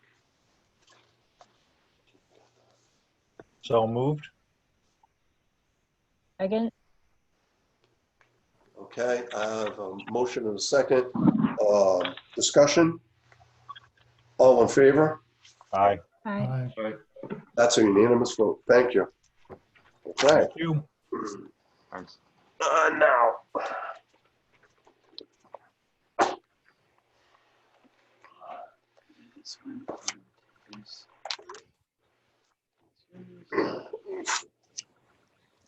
Thank you.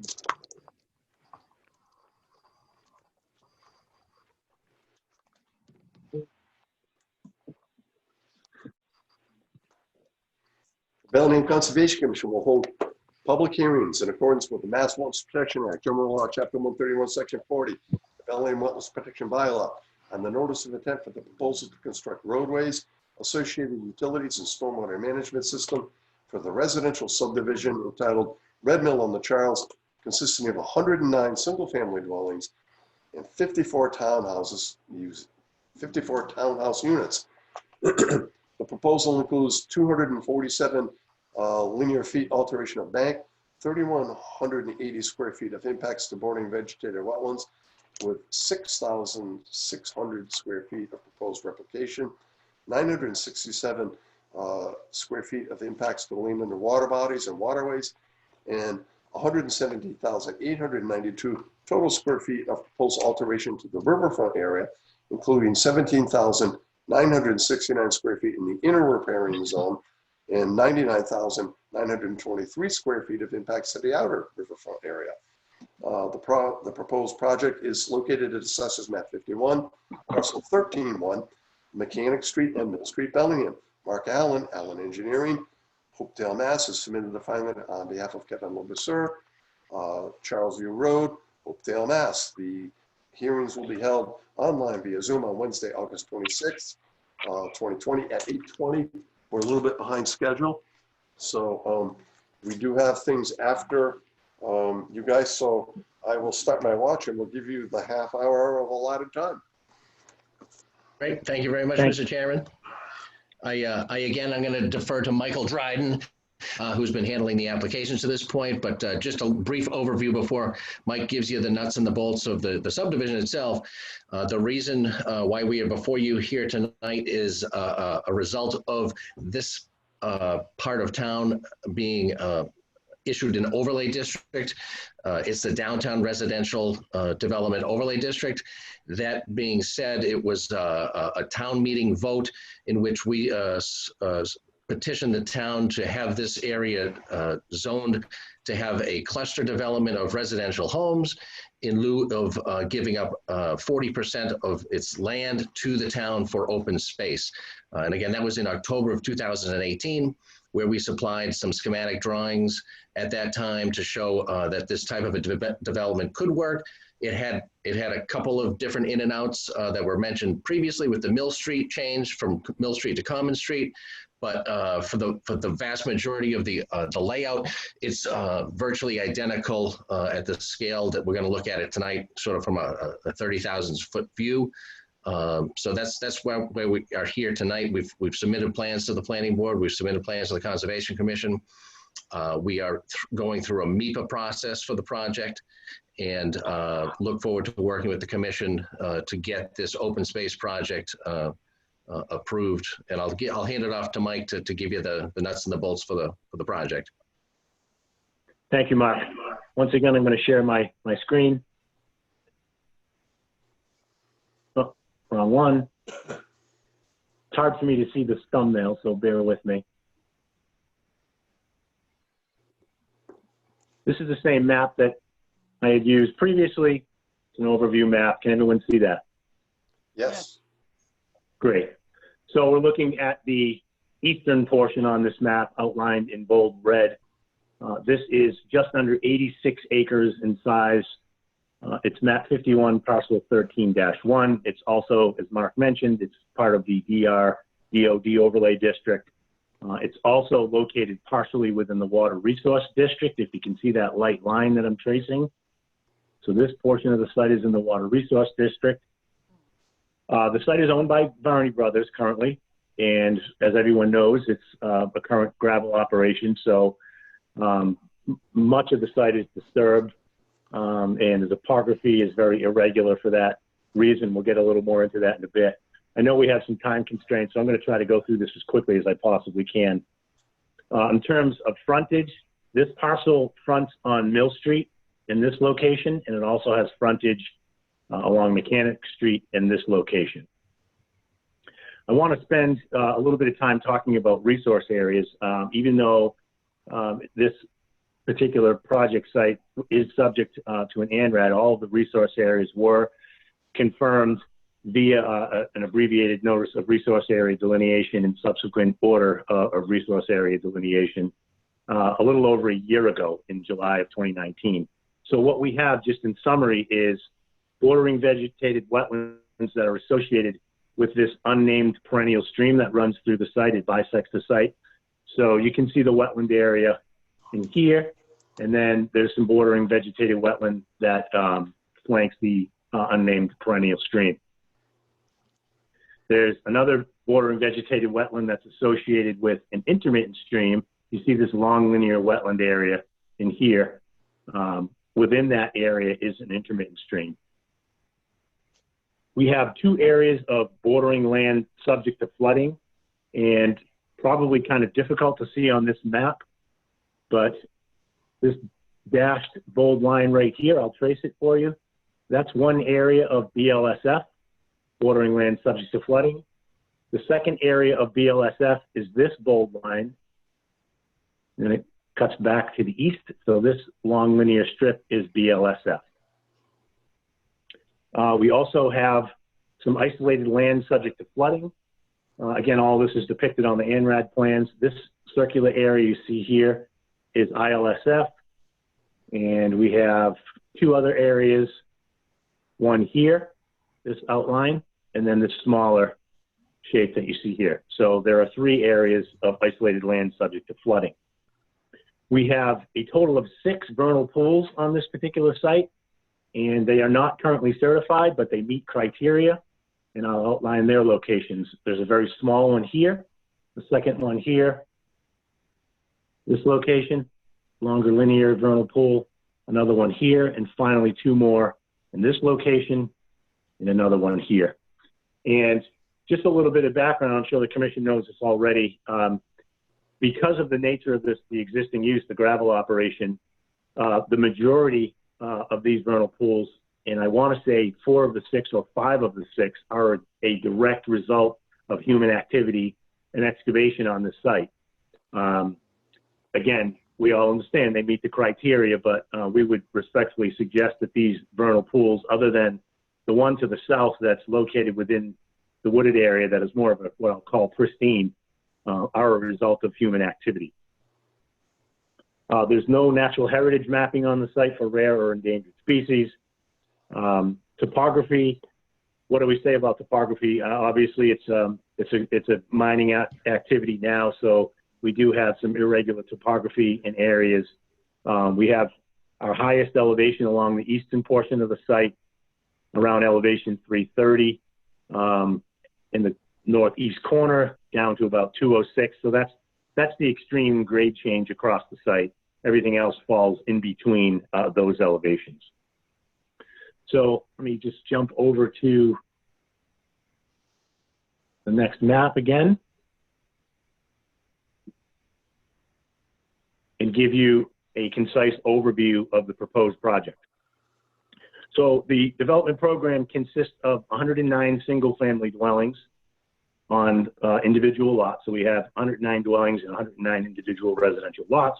We also have 54 townhomes, and those are contained within 18 triplexes on 4 lots. And I'll just quickly point out those lots. You see this lot C1, it's this area in its entirety.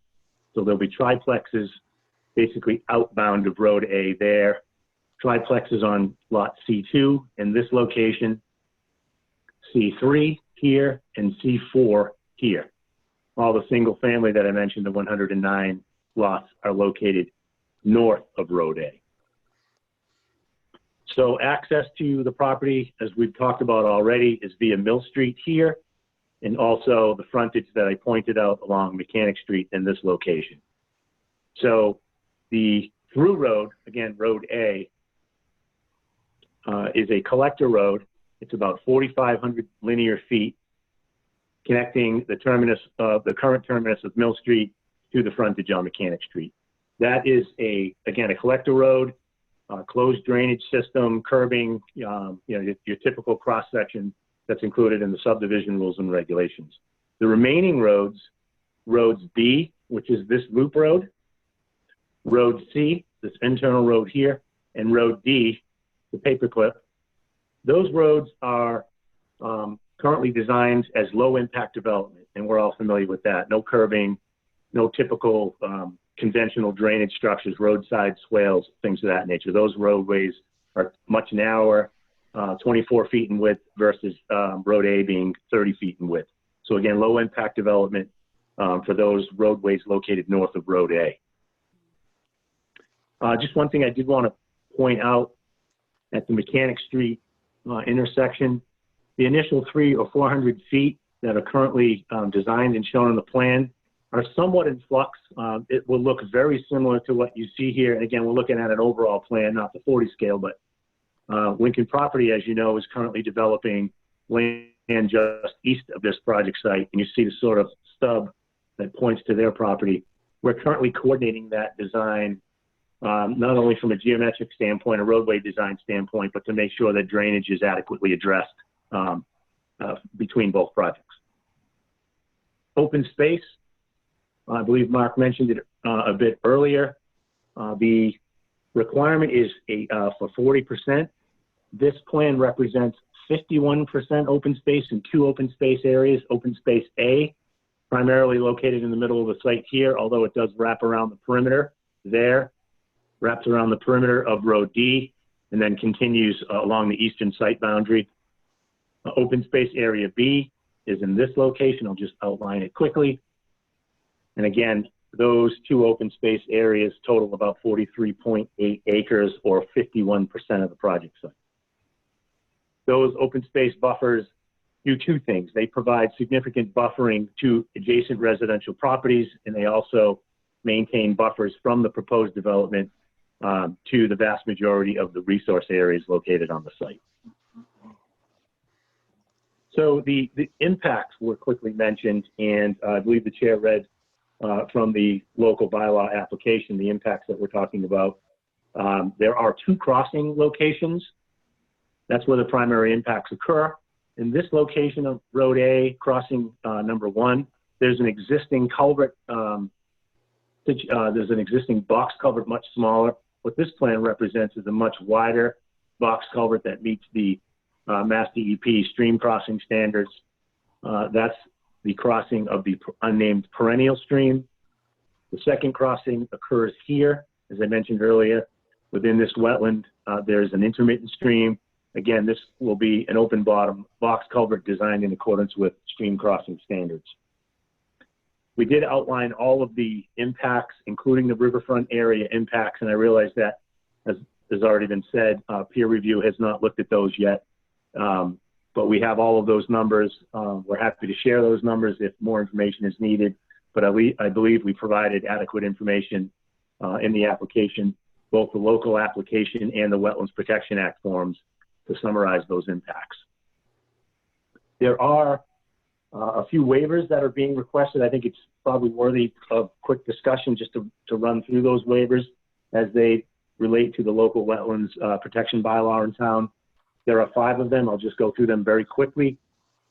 Waiver number 1, section 247(1)(4) for the 25-foot no disturb buffer zone. We obviously need to request relief from that for the 2 crossings that I just outlined. There are direct impacts associated with those crossings. And on sheet D5 and 6, I believe, there are blow-ups of those crossings, including mitigation of replication, that is, that exceeds the town's 2-to-1 ratio for replication. What sheets?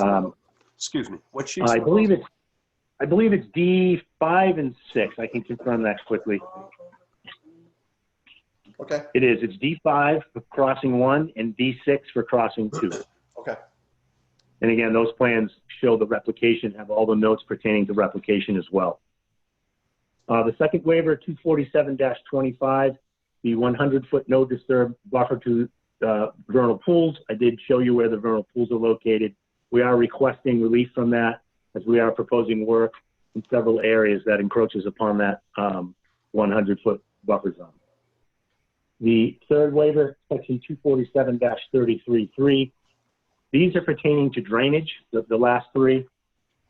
The bylaw requires a minimum of 1 foot of freeboard between the 100-year ponding elevation and the emergency overflow, which is a little unusual.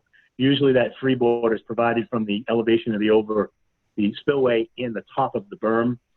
The next one, number 4, section 247-33.6. Requires the basin to be sized assuming frozen ground conditions, no infiltration during a 25-year storm event. We're requesting relief from that. And finally, the fifth one, section 147-33.9, no increase in stormwater runoff for up to the 25-year storm event. We are requesting relief for that as well.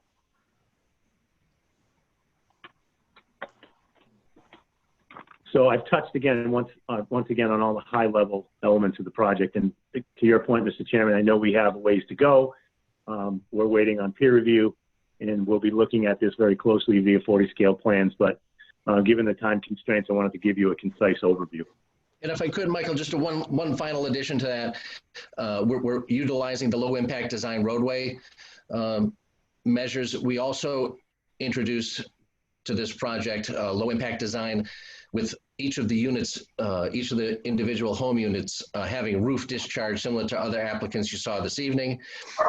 The reduction in the overall infrastructure of basins is enormous and allows direct recharge to where you're going to develop your property. So each individual home will have a rooftop unit associated with it, thus minimizing the amount of land disturbance you need for drainage. So there'll be 162 small little recharge roof infiltration units with the project. Another great technique that MIPA suggested during the initial E&F and draft EIR stages for the property. That's a legal requirement anyway. It's over 4-lot subdivision, so it's a legal requirement anyway. That's good though, that's good. Yeah, it'll help. It'll help, okay. Any questions on the overview from the commission? Mr. Chair, Yes. could I recommend that the existing plan that they're showing right now on the screens here and the earlier one, which was also under existing conditions, that the members be provided if they wish them, I know I would, with the red highlighted areas on there. The black and white copies that I'm looking at that we got printouts from Ann aren't quite as easy to read as this looks like it might be, this particular one. And then what was the previous one that we were being shown by Michael? You know what we can do, Mark, moving ahead. One of the things we like to do when we have a situation like this is to see what we can do to eliminate individual house lots in the buffer zone. Because what'll happen is you'll end up having to file 50 notices of intent because you've got houses in the buffer zone. But sometimes by moving things around, we can eliminate that. So I think what Mike is suggesting is when you have your layout like this, if you can show the resource areas in different colors, and I know the plan's really busy, but perhaps if you eliminate the grading, just show the buffer zones. Sure. You know, the riparian zones in one color, the 100-foot, the 50-foot, the 25-foot no disturb zone in another color. Is that what you're looking at, Mike? Yeah, vernal pools too, you know, things like that, where they're grayed out now and you might know that's what it was, but to flip back and forth and try to see that, and the ones we have are all black and white. There are no red lines or anything, so it's even harder to pick out things. These are very absolutely. Absolutely, and moving forward, when we get into the 40-scale plans and the 20-scale plan detail plans, it'll become a lot more apparent. This is sort of one of the index sheets that we use for the grading sheet, one of 12 grading sheets. This just basically shows the entire parcel.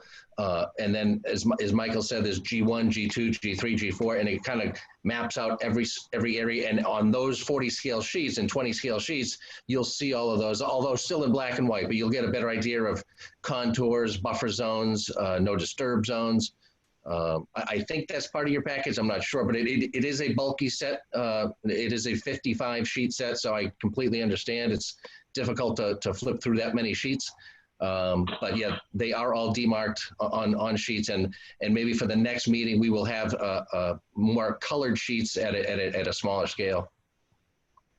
Yeah, maybe we can, as was suggested, Mark, we can just provide even a plan at this scale with the contours removed and the resource areas colored. Hopefully that's enough to clarify things. Yep. It makes it a lot easier for the commission to determine what the extent of the various buffer zones, buffer zones around vernal pool. Okay. Thanks. Anything else? Okay. What I will suggest also is, as part of your waiver requests under the local bylaw, we need a little more than just you're requesting a waiver. We need to show that you're taking every opportunity to avoid impacts, or to minimize impacts, or to mitigate impacts. That all has to be part of the waiver package. So that's moving forward, plenty of opportunity to do that. And I did, now that we're looking at it, and from what I could see, your detention basins are on easements. No, they're on the open space parcel. Okay, so the town will own the open space, own the roads, and own the drainage basins. So what is the value of a drainage basin on open space?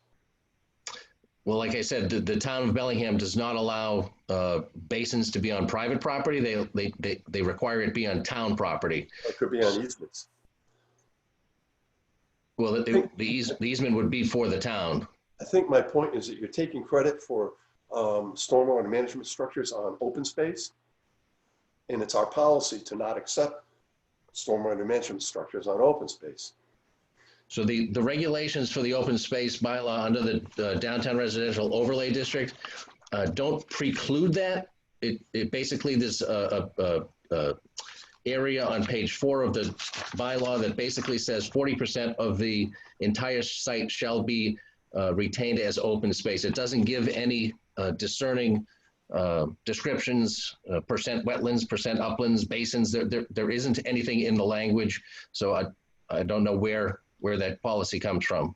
Well, you're saying that the gray area works in your favor, and I'm going to see what we can get from the planning board to see that the gray area works in our favor. That's all. We do have the benefit of 11% extra area. Like I said, like Michael explained in the project overview, we are 11% over the 40% requirement. So if need be, if it behooves the board to make lots bigger and put them on easements, it's not going to make a physical change. It may make a property change, but it won't make a physical change. We do have, dozens of acres to capture other land. We can look into that. We're not right on the edge of 40%. Okay. Any other questions or comments from the commission?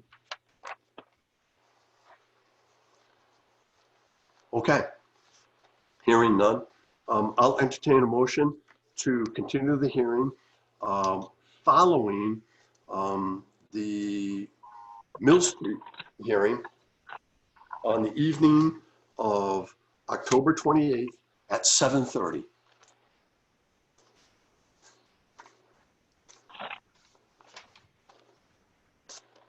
So moved.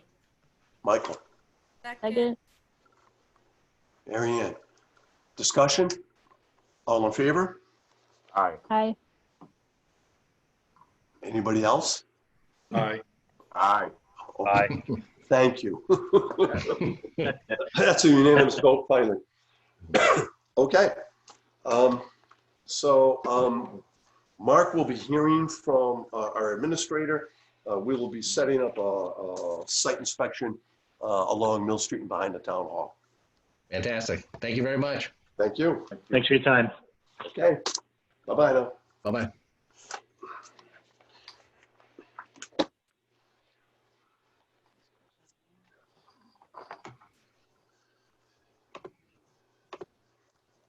Okay.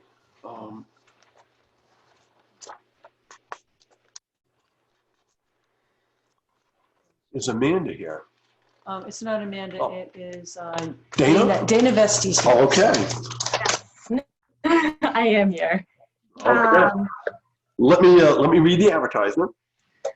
Okay, the Bellingham Conservation Commission will hold public meetings in accordance with the Mass Wetlands Protection Act, General Law, Chapter 131, Section 40, and the Bellingham Wetlands Protection Bylaw on the request for determination of applicability for the proposal to replace 2 existing utility poles within the shoulder of Cross Street and within the 100-foot buffer zone to bank the 200-foot riverfront area to Peters River and bordering lanes so that the flooding located within the Cross Street right-of-way.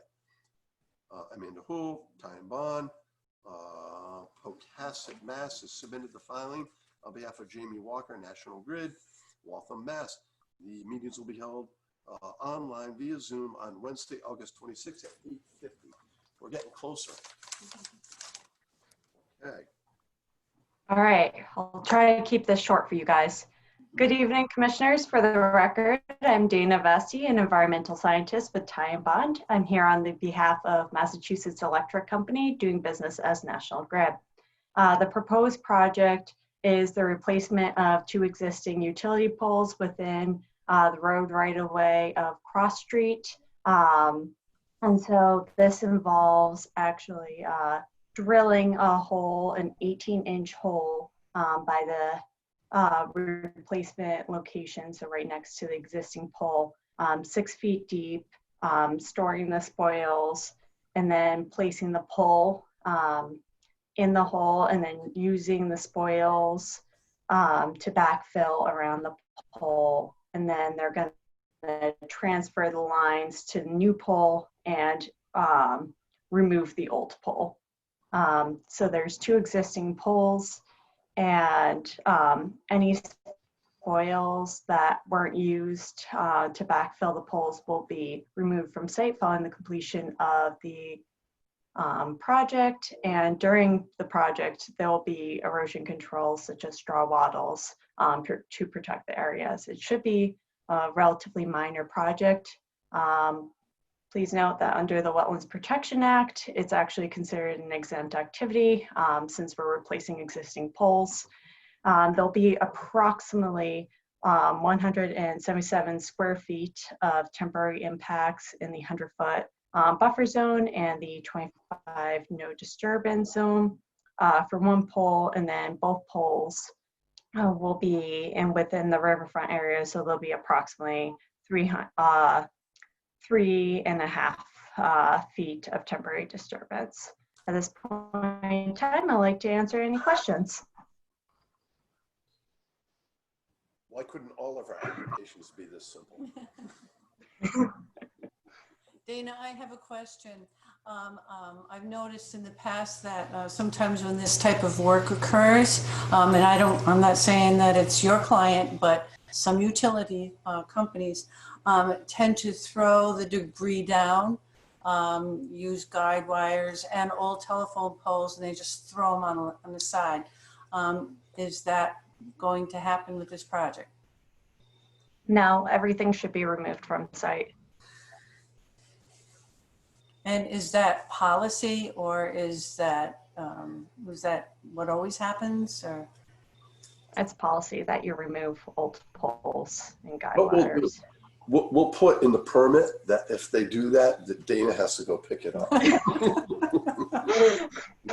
don't think my car is going to be big enough for a pole. Mr. Chairman, do we have a plan on this? Do we know where this is? Yeah, right next to the dam. One of them's right next to the dam, isn't it? It is located right next to the bridge. So there's the existing. It looked like a project was right there because there's already dig safe marked out when I was doing my wetland delineation there. And that's why erosion controls would be used for that, just to protect that bank. Yeah, this is right on Cross Street, just before you get to Silver Lake. You know where the Arkham Bridge is? Yes. In that area. No. Yeah, we don't have like a 40 scale plan. I thought we usually got plans with things. What we do have is a GIS base plan because usually with minor projects like this, we'll just do it with GIS for the buffer zones and show the pole locations in relation to resource areas. So that should be figure 4 in the packet. I think our administrator sent out this. You should have all received a copy of the RDA. Okay. Yeah. Mike, you got it? Yeah, I can see it. The pole, it shows the poles in a plan, a figure 3 ortho photo, and then there's another one that's a little more zoomed in. Yep. Basically right about where the Arcan Bridge is in Silver Lake. Okay, thank you. I got a quick question. You say they're going to remove the old poles as the last step. Are they actually just going to cut it off the grade and leave the pole in the ground to hold the space since they're so close, or are they going to actually dig out the old pole, causing more digging and more disruption? They typically just cut it to grade. Makes sense. The pole that's creosoted down below grade, I assume, is stable enough to hold for another 20 or 30 years, and then we won't care. None of us will be around. Well, you'll be around still to care, but Dana will be around. all remembers. Noel will be around. Ariana, like Sean, they'll be around.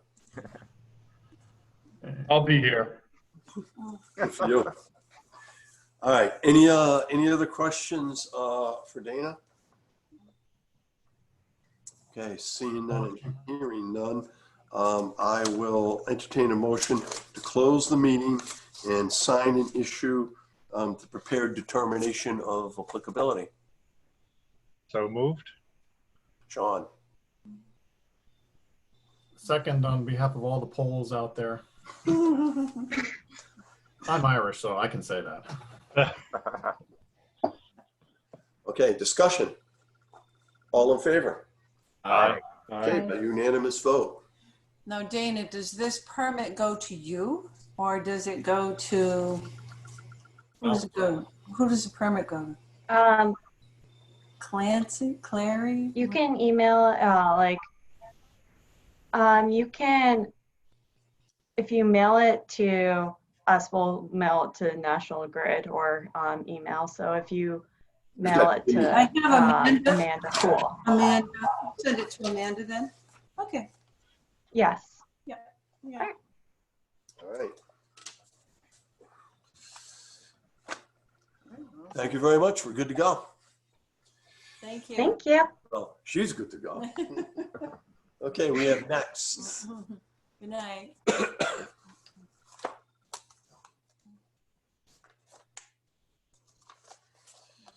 Okay.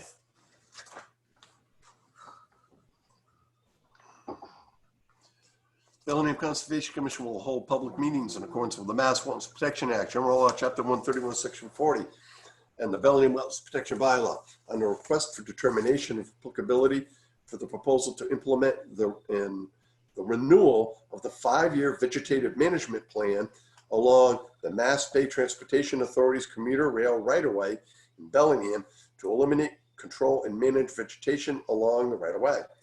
Tim Dermody, Fair Dermody Consulting, Portland, Maine, has submitted the filing on behalf of Clary Kutu, Keola's Commuter Services, Atlantic Avenue, Suite 500, Boston. The meetings will be held online via Zoom on Wednesday, August 26th at 9:10.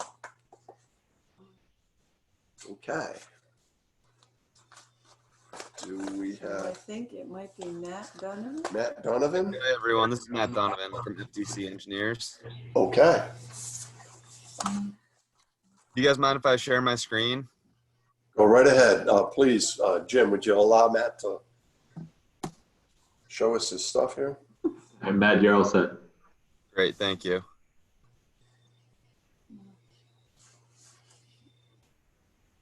So this is a handy tool for any of you who want to stay updated on vegetation management activities throughout time. It's constantly updated, and as you can see, you can get to your maps here by choosing your town, and I have that pulled up here.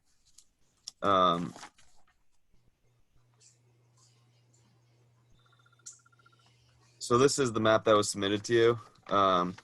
The RDA was submitted to your commission as required by CMR 11, as well as specific sections of CMR 10, which require us to submit the maps of the railroad right-of-way to the conservation commissions to confirm the boundaries of the resource areas are accurate. The requirements are brought on as part of a 5-year vegetation management plan, which is designed to manage and control vegetation necessary to keep the railroad safe. That can also be found on this website, which is pulled up.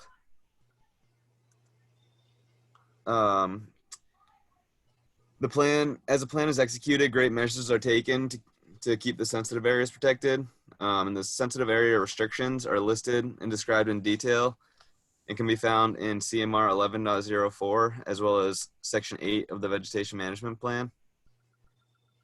The plan is heavily regulated on federal, state, and municipal levels, and as part of the 5-year Vegetation Management Plan, your commission, the Board of Health, the Board of Selectmen, and the Department of Agricultural Resources are supplied annually with a yearly operational plan, which is consistent with the 5-year plan.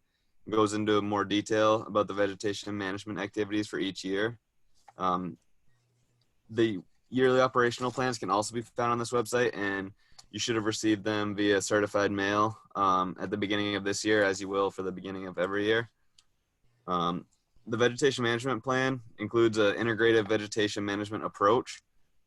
It's a cyclical approach where chemical application as well as physical and mechanical methods are used to combat the vegetation, and best management practices are used throughout this plan in an effort to limit the use of chemical application, which has been a goal and objective throughout the years. The maps we've provided you with are mainly for the chemical portion of the plan. The maps are made with the USGS and MassGIS layers to determine the boundaries of the sensitive and protected areas. And a list of wells adjacent to the railroad is updated annually from the Department of Agricultural Resources.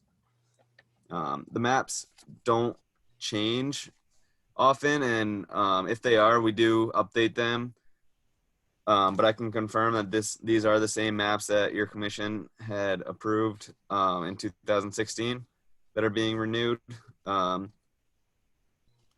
you can see on the maps, there are areas that are depicted as limited spray zones and no spray zones based on the blue and yellow colors. In the field, the railroad tracks are marked with the same color-coded system as shown on these maps, and the markings correspond to the same locations as you see on the maps.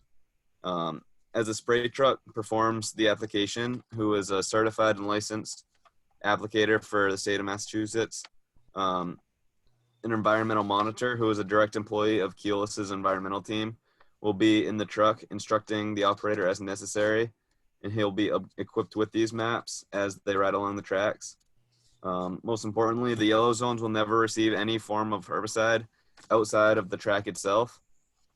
And in the blue zones, the environmental monitor is cautious to only really let spray in these zones when it's absolutely necessary. Typically, it's just on the roadbed itself that we spray in these blue areas. More effort is taken into controlling the vegetation in these areas with physical and mechanical measures, and it's that cyclical integrative vegetation plan that really has allowed us to reduce herbicides in these blue areas. And the interval is never, another thing to keep in mind is depending on what color blue it is, you can only spray in this area allowed based on the interval, whether it's 1 or 2 years, depending on the color blue. The chemicals that are used can all be found on the Massachusetts Department of Agricultural Resources approved sensitive area material list. And we're limited to using only materials from that list. And they do change depending on the year.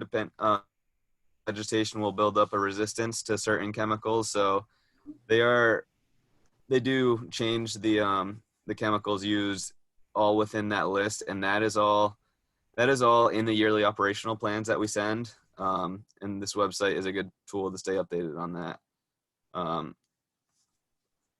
So I think that's pretty much everything I have to say. I think last go around your commission with these same maps, your commission gave a -5 determination.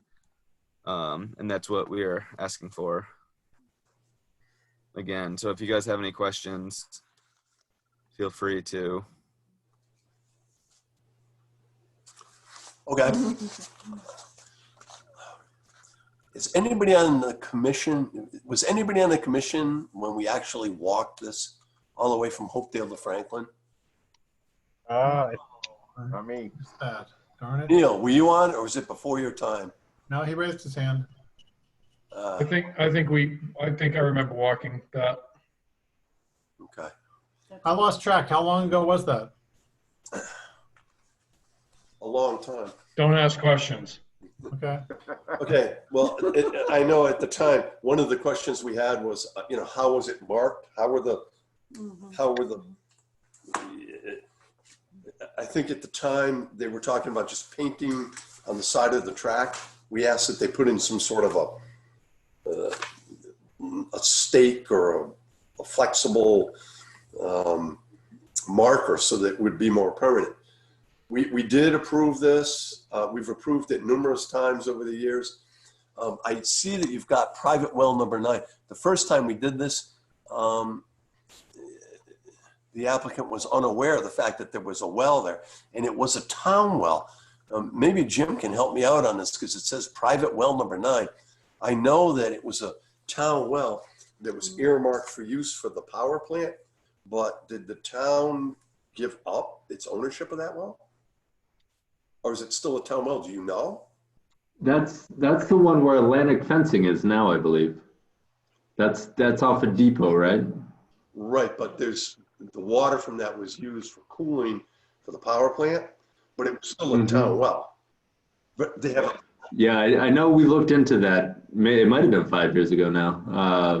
Dawn has some more information on that. I forget where we landed on it though. Okay. Good evening. Just for the record, this is Clary Kutu. I'm from Keolis. I think the list of the wells, good evening. Thank you for having us. I'm sorry I'm a little late. No problem.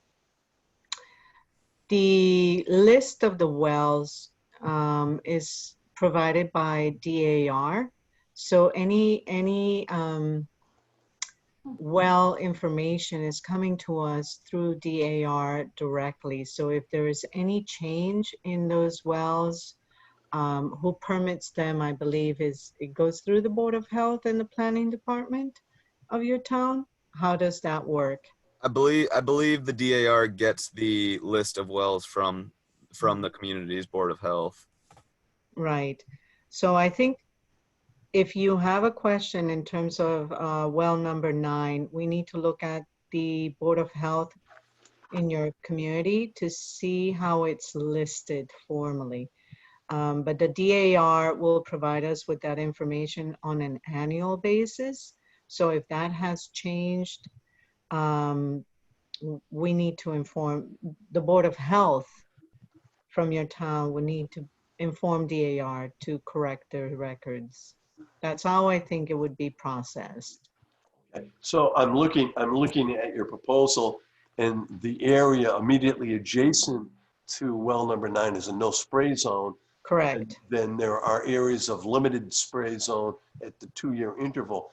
If it were a town well, would there be any change to that? No, absolutely not. Okay. The objective, like for example, if you see in between Franklin and Hopedale, you see that you have many double blue, which is the dark blue line, and yellow lines. So can you imagine yourself being in a spray? The environmental monitor goes on the high rail spray truck. And once he hits this area, he will call back the booms immediately, simply because it's more cost effective, and not only cost effective to not spray at all within those areas, but it's easier. You can't really shut and close when you're going 10 miles per hour. So one of the key things for you, for the commission to understand is for all these yellow and double blue, it is most effective to maintain via mechanical and only spray on the roadbed. So the roadbed is strictly between rail tie to rail tie, and the adjacent areas to the ditches. If the ditches are wet, they won't spray there. So, which means that for most part, oh, thank you, Matt. For most part, because you have many protected resource areas, if you see the depiction of the profile on screen, those are the booms that can be pulled back at any time. And there are other booms that go for brush that are above. So in those areas, we don't spray unless absolutely necessary. And the reason why is because they're so close together that it's difficult and it's more complicated to shut it off in that fashion. So what I've instructed my environmental monitor is we review the maps a year in advance. So this year we're looking at all those areas that really need chemical application. And if they need a chemical application, we'll go strictly by what these maps say. If it's better to do mechanical, which it would be what I would prefer, instead of spraying chemicals, then we would do mechanical application. So given the constraints we have with all the resource areas adjacent to each other, that's going to be the call of the environmental monitor on site. And we usually, I gear towards avoiding the chemical spray at all, except for what you see here, tie to tie on the roadbed, because that under the Federal Railroad Act required to be absolutely vegetation free. And we cannot, there's no other alternative for us to do mechanical in these areas. That was just, you know, somewhat of a clarification of how we do things. Yeah. Okay. Well, thank you for the clarification. Does the commission have any other questions? Quick question. I know that Matt mentioned that there is on a website somewhere a link, the actual chemicals they use when they are spraying. And I didn't see anything in the attachments that we had, but just a quick question. Is any Roundup type based product used? So we use strictly the list of approved chemicals by the state. I've had this question in 2 other meetings that we've held this recently. Unfortunately, I would like to say that I would reduce the amount of glyphosate in Roundup if I could, if there were any other feasible alternatives to that approved by the state, Mike.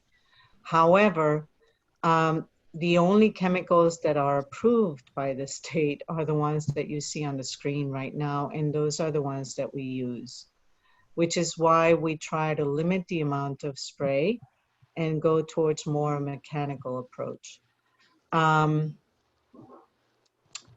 Strictly based, these are chemicals that on a yearly basis, you will get a list in the yearly operating plan of the chemicals and surfactants that will be used for that particular year, because over time, the weeds will create a resistance, a natural resistance to these chemicals. So we will alternate these chemicals from the approved list that you see here every other year. So, which is why it's important that the community, when they get the yearly operating plan, they download it and they read through it and they see what chemicals are being applied that year. But we would only use the chemicals that are approved by the state. Now, that being said, if I wanted to use a different chemical, it needs to go through the state advisory panel for review, and it takes years. And we've been trying to change the chemicals for a while now. Okay. I just am surprised that the state would be willing to potentially put them out there for lawsuits from somebody who claims that they got exposed to Roundup, since there's so many other people around the country that seem to be lately, from what I've read, suing Roundup and Monsanto anybody that's been using it and anybody that got sprayed with it. And anyway, The tort lawyers. Well, Mike, you know, you have an opportunity to comment on that on September 11th. There is a public hearing that the Department of Agricultural Resources will have, and you have 45 days to comment on that. And I encourage you to comment on that, because the only time and the only way that that will create enough push for the state to change is with the comment period. who is the state having the hearing with? Department of. So the Department of Agricultural Resources under 333 CMR 11.0 is the rights of way management program. So they are in charge of the vegetation management plan for all utilities, highways, etc., that need to apply herbicide and do an integrated pest management. However, they do not have direct control of what chemicals are approved necessarily. So the advisory, the advisory panel at the state level is the one that sees and oversees what chemicals or what new chemicals are brought into the system to be used. So it's a long process. However, if this is something that really concerns you, which I believe should concern all of us, then the more comments we have on the process during the process, the better. So who would you recommend, or where would I find the link to that hearing to provide the input? I'm still not clear. Department of Agricultural Resources Management, just go to their website, or where is the information about that hearing, comment period, and so forth? Matt, can you show him where he can access the EMN? Yeah, I think I can send you an email with the link of the environmental monitor in the morning. That's fine. Thank you. And then you have the best way to approach it is to issue a written comment, because that has what do you call it? It's better to have a written comment during that. More weight. Exactly. Yeah.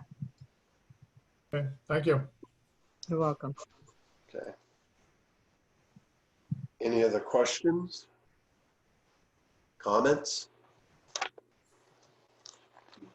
Okay. I'll entertain a motion to close the meeting and issue the prepared negative determination.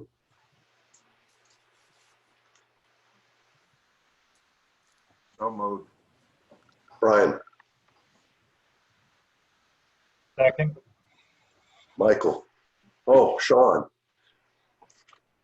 All in favor? Aye. Aye. Aye. And we send the document to Clary. Do you get it, or does it go to? We both get it, Tim and myself. Yes. Okay, well, And that's the form 2, right? Yeah, there's one. Yeah, there's one original. Actually, we can email it, right? Yeah. All right.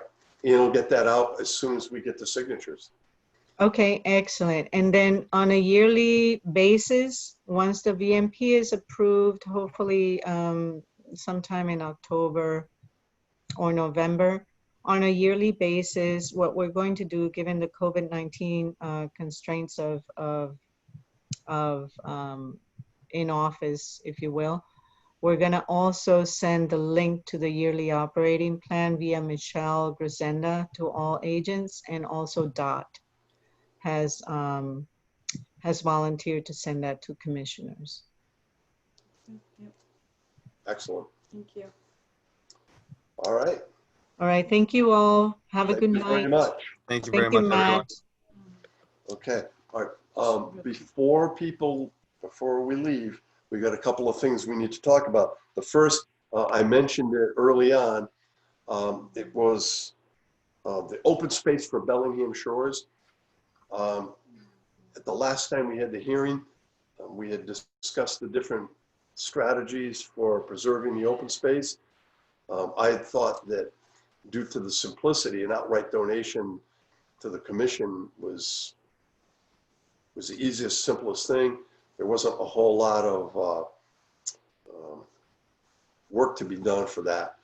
But our administrator pointed out to me that then we bear full responsibility for the ATV trails and for hunters shooting each other and for people cutting trees for firewood and people dumping trash. So it was her suggestion that we might possibly want this or subsequent owners to maintain ownership of the open space, and we hold a conservation restriction. It's a little more work. Well, and in speaking with Jim, we're not really sure what the applicant is intending to do with the open space. Do you have any input on that, Jim? Yeah, so Ann brought this to my attention, and I would be a little concerned doing a CR simply because the Bellingham shores, if it was permitted, that's going to end up being a public road, public basin. So they're not going to have really any skin in the game once the street acceptance is completed. So, I mean, I would imagine you would need to find a third party then to hold that conservation restriction, like a meta comment or something like that.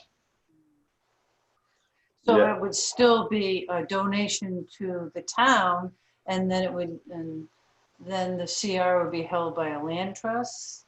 I guess. I mean, that's the only way I know of it in that regard, rather than, if this was a private subdivision, I would say, sure, let them do it, let it have a CR with the ownership of the private entity, the HOA or whatever it may be. But since this is this will ultimately be public infrastructure, and they will maybe be long gone, the developer, that is. They wouldn't likely have any investment in seeing that CR held strictly. Right. And there will not be a homeowners association there. It's not considered right now. I mean, you certainly could make that request, I guess, but the application is for it to be public and no HOA. Yeah. We're gonna have to think about this. We're gonna have to think about it because I know some of the land trust organizations have wised up now and are requiring some sort of endowment to help them with ongoing enforcement issues. And as the commission has seen from personal experience, we constantly have people, infringing on our space and trespassing and dumping, and it's still valuable to us to obtain land. So absolutely. we're not saying that it isn't valuable. We're just trying to figure out how we can do it and be able to police it, because we just don't have the mechanism right now. So it's something we all have to think about. So yeah, we don't have the manpower, and with 112 units being built there, and the 100 units being built at the Fafford site at Lakeview, and the existing homes on Scott Hill Acres, there is a lot of pressure from the population on open space. And when we were out there walking, we saw a lot of evidence of ATV use, as well as a lot of evidence of hunting. And, it's our policy not to have hunting on conservation land because people are out there all the time. But I mean, we really have to come up with some sort of a plan, and sooner rather than later. So I'd like everyone to put their thinking caps on and see, what you would like to do, because the decision we make here is going to have ramifications down the road. Okay. Are there any grants that we could get down the line if we did something specific with it that would help maintain it? like what? Yeah. Like USDA or something like that. Like I was thinking maybe endangered species habitat. Or, my dad likes to keep a rare type of biome in his field, like the early shrub forest, because he likes the birds, but it's also rare. Okay. We should put the code enforcement officer in charge. We're getting tired. You just gave Ariane a promotion? We are getting punchy. Ariane, if you have an opportunity to quickly investigate some of that, anything at all that might assist, We're open to any ideas. we're open to any ideas right now. Real quickly, we had issued, I know Neil remembers this one, we had issued a certificate of compliance for Coursey Street in 2005 or thereabouts. And they've asked for a reissue because it never got recorded. So I have the thing drafted up, and I'd like to add that with the documents that we all need to sign. And that's the next thing we have to discuss, when we can meet, or I can meet you, or whatever, so that we can get our 5 permits signed. Coursey Street would definitely need an inspection before we sign off on anything. But they want an extension, right? For how long? No, they want a reissue of the certificate of compliance. Oh, they got the CFC on it? Oh, yeah, a long time ago. Oh, okay. In 05. Mm. Never recorded it. When can we meet for signatures? I need to vote anyway, so I can come down tomorrow if that works. Tomorrow would be great. Tomorrow would be great, sooner rather than later. Yep, just get it done. I know Mechanic Street will be happy. Yeah, we got to get that one out. We got to get that one out. Can you do like in the morning, like 9 or something like that? Like 9:30, is that okay? When does Jim finish his Muffin House Cafe run and bring stuff back? I don't want to rush him. Is any? Is Medway anyone or else? Oxbridge, Jim? Either one. They're both good. I cannot make it tomorrow. Okay. I can do it. Is there an? Yeah, whenever. I'm available. Mike, can you make it tomorrow? Yeah, Yes. Mike can make it. So Anyone else? I'm gonna need. I see Noel's mouth moving, but I don't hear it. No volume? Oh, there you go. Okay. I can be there tomorrow as well. You won't forget, will you? No. Okay. Last week, I know, my dog had a seizure in the middle Oh, of the geez, meeting, okay. and then he had a morning, and I took him to the vet, so it was eventful. But no, he's better now, so Good. I'll be around. Well, Good. that would be great. I'm glad everything worked out. So we will see you tomorrow at 9:30 at my office. Maybe we can meet in the conference room like we did last time. Well, that would give us 3 plus me. Right. At least that counts for something. Yay. All right, that's very helpful. We really appreciate that. All right. So we can issue some of that stuff immediately. 9:30. Okay, good. That's all. Cliff and Ann, before we run away, 2 quick things. One, the freight lines. Who's upkeeping the freight lines, especially near the Charles River? The freight lines. Yeah, the freight train tracks. Are those still in use, or? That's who you just met today. That was Well, that was them as well. Yes. 'Cause they have a pretty significant sand washout near the Charles River, right off that trail on High Street. Like the whole railroad track is just sand. It's all washed out. Is that from the ATV use? No, there's plenty of other damage from ATV use, but this was rain washout. And it's near their. It came down from I think what would be the Varney property down the hill, if my geography is correct. It's because Maple Brook and everything is behind there. If you hike from the ball field down to the Charles, yep, across the stream, I think you end up in Maple Brook. Maple Brook. I think you end up around Mill Street. Is it around Mill Street? So there's sand coming down the hill from that area, from that general direction. From the Varney side or from the other side? From the Varney side, not from the High Street side. You know what we'll do when we go out to look at the Mark Allen delineation? Mm-hmm. We'll be right in the neighborhood. We'll take a peek at that. Yeah. Sorry, go ahead. if maybe we can get them to stabilize that. Yeah. And the second one, the old Macy School property, the playground and ball field, is that still town property? It is? Yes. Yep. That is, okay.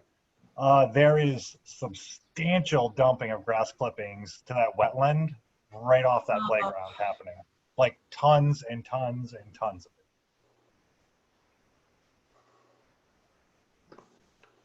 Do you think it's a landscaper, Sean, as opposed to volume-wise, as opposed to smaller piles, which might be a lawnmower or two's worth? It didn't look like landscaping because it wasn't like mountains. It was definitely small piles, but lots and lots of small piles. At the edge of the playground? The little park area? You know where you go down and there's that culvert? Yeah. It's all right in there, right in the wetland, of course. Do you think that might be the Parks Department? I'm wondering. It's possible. Yeah. Because they're still maintaining the ball field? Yep, they are. All right. Maybe we can call Roland. So, sorry. All right. It never ends. Nope. All right. Add it to the list. Add it to the list. Red Mill? Sorry. I was doing my own site walks. Red Mill.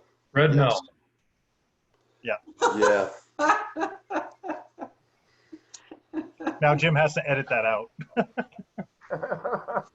You know what? I don't edit any of these videos. That's a terrible plan. That's a terrible plan as it stands right now. It needs some work. It's a woefully inadequate application. And their waiver requests are ridiculous. Yeah. There's a reason why we have the frozen ground conditions. There's a reason why we have the freeboard. And there's a reason why we don't have an increase up to the 25-year storm. It's because we've seen what happens when we don't have those things. And just to say, well, we're asking for a waiver. Well, we gave them direction. We gave them direction and told them. The increase in the 25, that's what Campanelli tried up at the warehouse. That is correct. And they managed to deal with it. By making the project smaller. Significantly smaller. And dragging it out for 2 years. But when the town, and to be fair, the town did pass the overlay district. So, and when we did that, we will substantially be relying on the planning board to make sure that they meet all the performance standards that are associated with that overlay district. But I'm going to request from Jim and from the planning board that any gray area doesn't work for the applicant. It works for us. We got to stop giving these applicants stuff. Time to get hard. I mean, look what people are doing. It's like. Well, if we're going to develop every single square inch of Bellingham, we need to make sure it's done. It's done with some foresight and make sure that we're protecting what resources we'll have left. I agree. All right, so I think we're all set. Jim, thank you so much again. Well, at least you know what's going on with conservation.